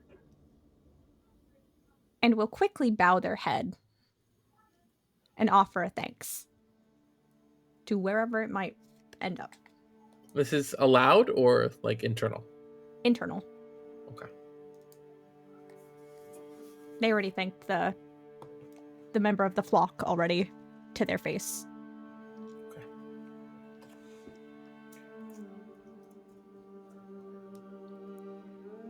And they'll get up. Or they will turn away from the shrine and head back to the front. Okay. And you two head out from there? Like outside of the temple in general? Probably. Unless Seal Yeah. has something. No, I think she'll just catch up with you. Were you able to get the answers you were looking for, or something? Not the answers I was looking for, but step in the correct direction, at least. I have more questions than I got answers. That's never a bad thing in my line of work. A project will always expand more questions than you initially started with. That's usually the sign of progress. If you stop having questions, you stop being a wizard.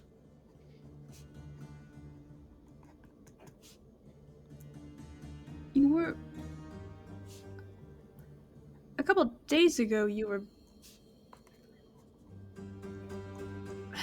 a bit dismissive, I guess, of divinity in general, the gods. Has something changed? Or just looking for more information? It's not that I'm dismissive of religion as a whole. It's never something I've personally partook in. I treat it the same way that I treat my own magic. Which is to say, I do regard it higher than you think. Do not put the stock of it in our actions, so to speak. Your actions should speak for yourself, rather than your faith. Though I know those can often go hand in hand, I try not to have that influence my perception of others. I do have questions that I would like answered. And I, of course, want to understand as much as I can. Again, if I do not have questions, am I a wizard? Apparently not. When you stop being curious about the world, it's when things stop being useful.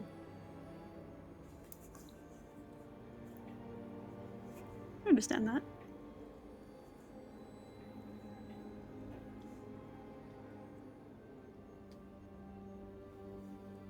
Right. Is there anywhere you'd go after you finish there? Or do you just wait for the signal and find your way to the... Nimmer would ask, I guess, Seal first. Most of the rest of my business can be done back at the archives. Do you need to do anything before we return? Is there anything you would like to do? Anything to avoid?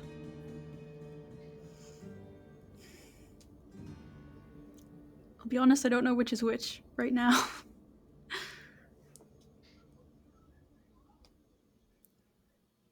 I miss my family so much, and it hurts to be here and not see them. But maybe it would hurt more to see them. Well, So, that is something I am versed in, as you may have gathered. I can only offer if you would like to see them. I can very quickly teleport us out if it goes wrong. thank you.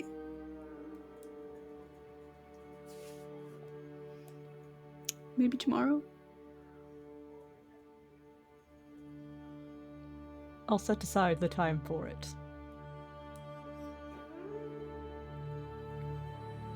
To the soul? Sure.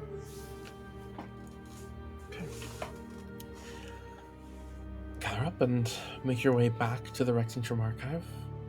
Allow yourself in and free reign of the institution and its many fields of academic interest and vast collection of knowledge here. And we're going to touch on one final thing before we wrap up here. For the majority of the day, you each have something to do here, perusing and wandering around the city and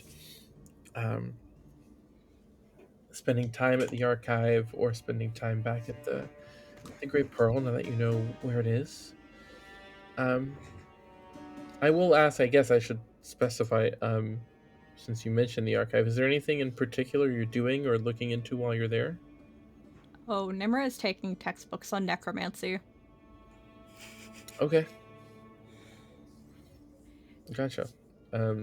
Just to figure out anything, because that's not their specialty, and I don't think they would have probably ever done anything outside of, like, in wizard school. I presume they probably have to take, like, one of each different type of the schools of magic. Just general education. Yeah. Welcome They to would've had- Necromancy 101. Probably. We define necromancy as... So they would probably know how to cast, like, maybe a cantrip. Like, maybe they know Toll the Dead. Know something in their student spell book. But things like that, they would need a refresher and figure out, and also maybe some books on divine casting, if that's even available. Okay. Yeah, then as you spend the day there, and everyone else tending to their business throughout the city and passing the time, there will come a point close to sunset, so just at about dusk. Nimra and Celiana, you two in the archive already won't receive this message, but Rick and Huxley and Mal, you each will kind of, each on your own, will hear in your heads, essentially it'll be slightly different for each of you, but essentially along the lines of, hello, hi, it's me question. It is time we need to do the meeting. They come back to the archive as soon as you can. Don't take too long. It's pretty Props. Ruby counted them out. Definitely wrote it down. Definitely made sure 25 words. Awesome. Love that. Amazing.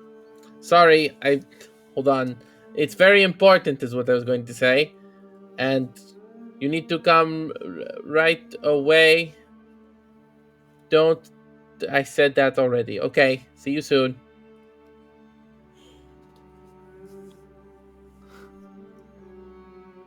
Rick will turn to Huxley. Well, I guess we probably should get back. I wonder how much energy she spent on that. Are you going to adjust your name in the book in the meeting to Mr. Big Business? Perhaps, my friend. Perhaps I will. And you can head on back. Mr. Business. Big business. Friends with Big Pharma and Big Tobacco. Big Cheese. Big Cheese. Oh, yes. Big Cheese was my father. And Mal, for your part, as you and Mel have been wandering the city, she stops at maybe a couple seconds before you hear Question's voice in your head at first, and just looks at you and just, is it time? Yeah. Okay. Time to go. And yeah, you can gather up and head out, and she'll find you two, Nim and Seal, in the archive. It takes her a minute, and she's like, kind of, you'll hear, hello, Nimra, Celia, like trying to be quiet and not bother people, and eventually find you two and just, hello, it is going to be time soon, so they let me know that we would be summoned soon, so just letting you know, I'm going to be downstairs on the first floor, sort of waiting, if you want to come down and maybe just hang down there for a little while until we're told where to go. And she'll dismiss herself. And as a lot of you come by and arrive and are let in, not long after you've gotten there, one of the just rank and file of the Cobalt Soul here, will sort of find you and quickly address to either Mal or Huxley or Nimra, whoever's closest, like within earshot when they first approach you. Will just sort of come by, and there's a summons for you outside, and kind of either lead you there or allow you to make your way there if you do, but you're told that there's a summons outside. Nimra, is there's anything we should know about this person before we meet with them? That's what we're doing, right? We're meeting with this person that you seem to know and don't like. She has it out for me in particular. From what it has to be obvious that I can gather that. Great. We used to do the academic circuit together back when I was teaching at the Alabaster Lyceum. She was teaching with the, oh man, I'm forgetting the word for it myself. It is the Solstice Academy, right? Yeah. Solstice Academy. Solstice. She was a professor at the Solstice Academy. We've done several academic conferences and presentations together.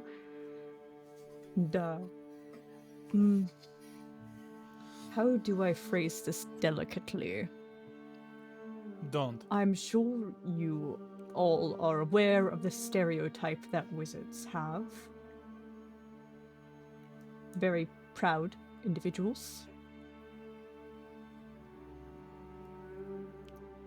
There is a sort of hubris that many speak of when speaking of wizards. I know I am not exempt from that. I have pride in my magics, and I have pride in myself, and I've said this outright. She leans more into the stereotype. Much larger into the stereotype than myself. She is...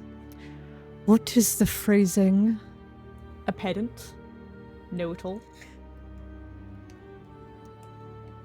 Terrible to be around.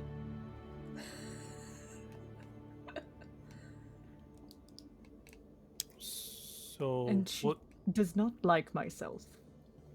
So what I'm hearing is I probably should stay outside.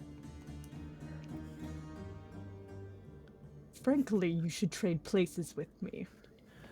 No, I think we all don't have think to I've be there, guys. Ever heard you express so much emotion about a single person before?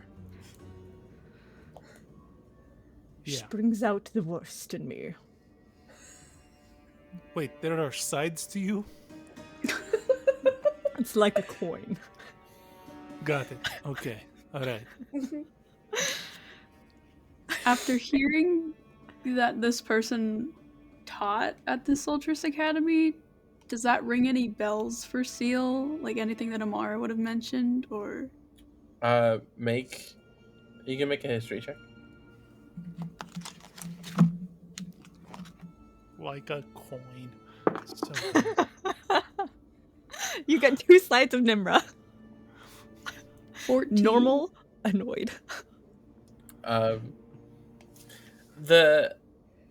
So you heard the name, and it sounds vaguely familiar. You don't know like what they would have taught, other than that they taught something in the realm of arcane education.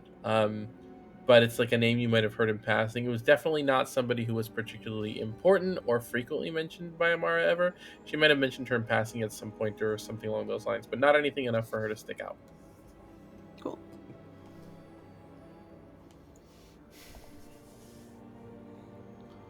okay. Well, it sounds like we have to go through this autumn bomb lady to get to Shaun grass. Close enough.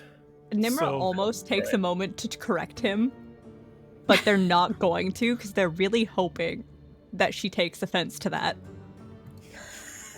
Oh my god.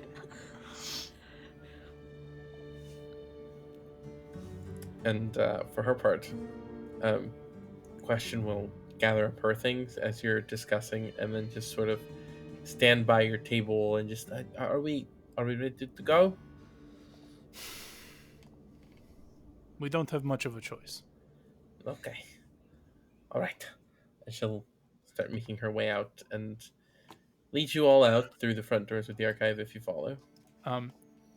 One last thing, just as we're leaving, Rick's gonna reach into a pocket, pull out a deck of cards, and hand one to Nimra.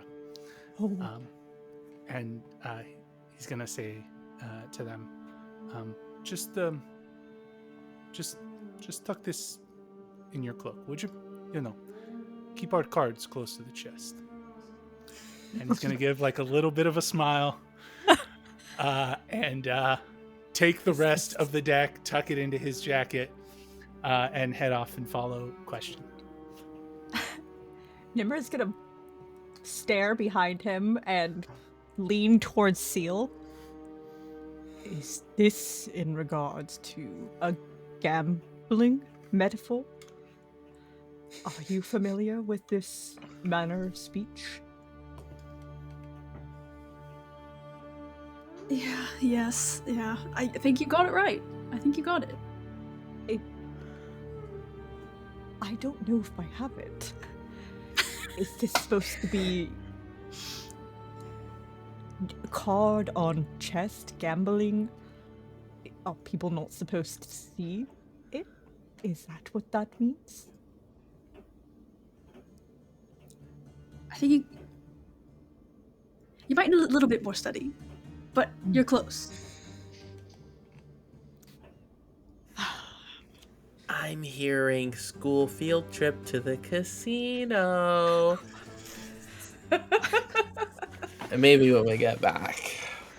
Nimra's gonna look again confusedly. One of their brow bone, the skin on their brow bone is just like raised, like Megamind style raised. The DreamWorks face.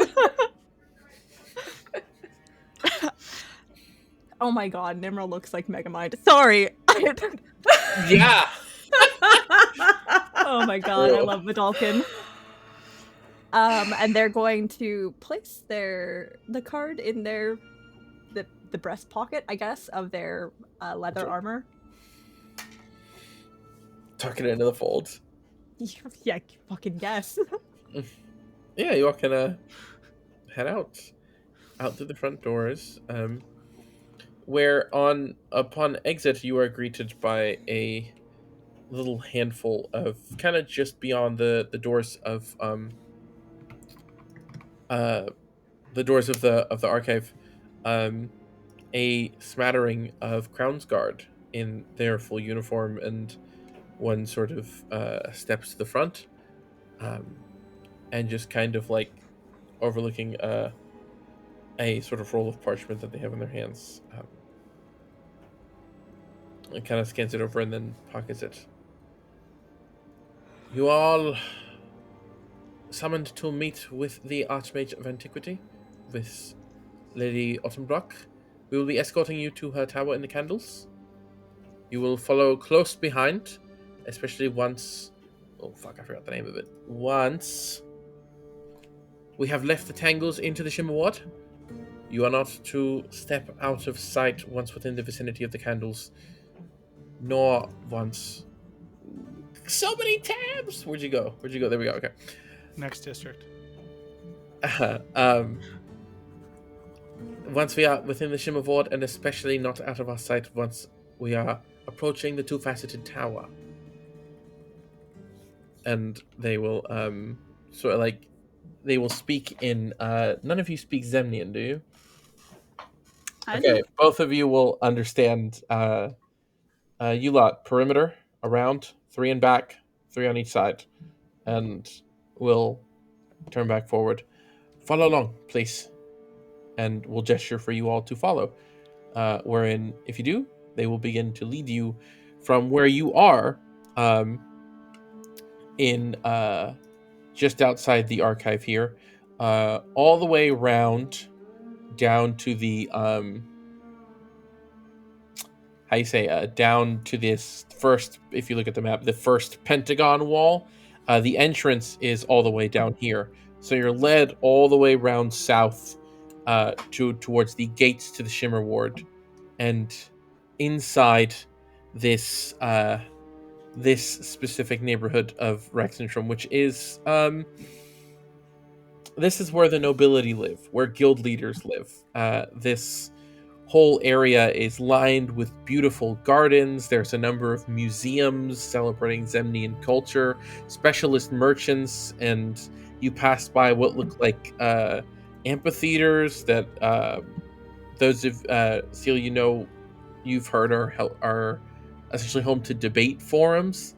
And there are cottages and tasteful estates and mansions sitting behind tall fences and walls, and a pair of open squares that you passed by, which are known to host the occasional gala when the local elite are in need of socialization. Until you are brought east of the castle, Castle Ungebrock, whose silhouette looms high over the entirety of the Shimmer Ward, where there stand a collection of 8 incredibly tall spires. These are known to be the homes of the Cerberus Assembly, their personal homes within the capital. Each tower has a distinct, unique appearance, and rather distinct to each other and to the wider architecture around.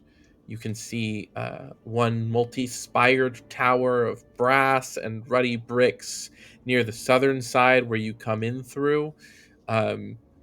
A silver spire that is taller than all of the rest and stands out above them until you are eventually brought to a deep green-gray tower that forks into 2 smaller towers at differing heights, both immense and elegant in its simplicity. The door is large and made of this smooth, deep gray wood crossed by 3 bronze metal bands, and it bears a large door knocker in the form of a ring in the mouth of a griffin. And as you are kind of placed, led here in front of it, one of the Crown's Guard approaches the door and gives a quick 3-pound knock with the door knocker. And there a moment passes, and eventually you hear locks open, the door swing wide, and the visage of a fair-skinned, half-elven woman with a very taut and tight bun of curly brown reddish hair sits atop her head, and she's dressed in these very elegant, if not simple, robes that match the color scheme of this house, the grays and greens, and very subtly kind of embossed on the front you see a symbol, these 8 kind of spires and lines with 3 kind of symbols in the center that represent the symbol of the Cerberus Assembly, the 8 candles and the 3 heads of Cerberus. And as she steps through, she kind of nods to the Crown's Guard, who they speak a little bit just out of earshot to each other, and she turns to look at all of you, and very briefly, welcome to the wrong word, not multi. Welcome to the 2-faceted tower. Please allow me to welcome you inside.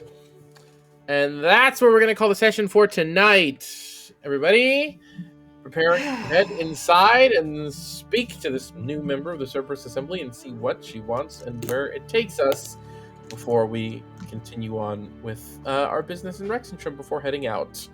Thank you very much, all you guys, for being here, and everybody for watching. This is our last show of the year and our last show for a little while. We're going on a little break both for the holidays and, to full disclosure, recuperate a bit of our backlog. So if we ever have scheduling issues in the future, we're not missing episodes and whatnot. In the meantime, in the interim, we will likely be putting out the occasional one-shot and other sort of just from other games and other just fun things outside of the campaign, just to pad things out a little bit and not miss a bunch of TTRPG time, because it's fun. So look forward to that, and we'll be back with the main campaign sometime near the end of January, at the latest early February, but most likely near the end of January is when we'll start up the main campaign again, and we'll go from there. That's all, though. Hooray, we did it! That is not technically a year, half a year, but I'll count it as a year because the year's over. A year! Petted sword. Good for us. Hooray! Okay, we're good. We're done. That's my spiel. Good night. Good night. Yo. Engagement down below.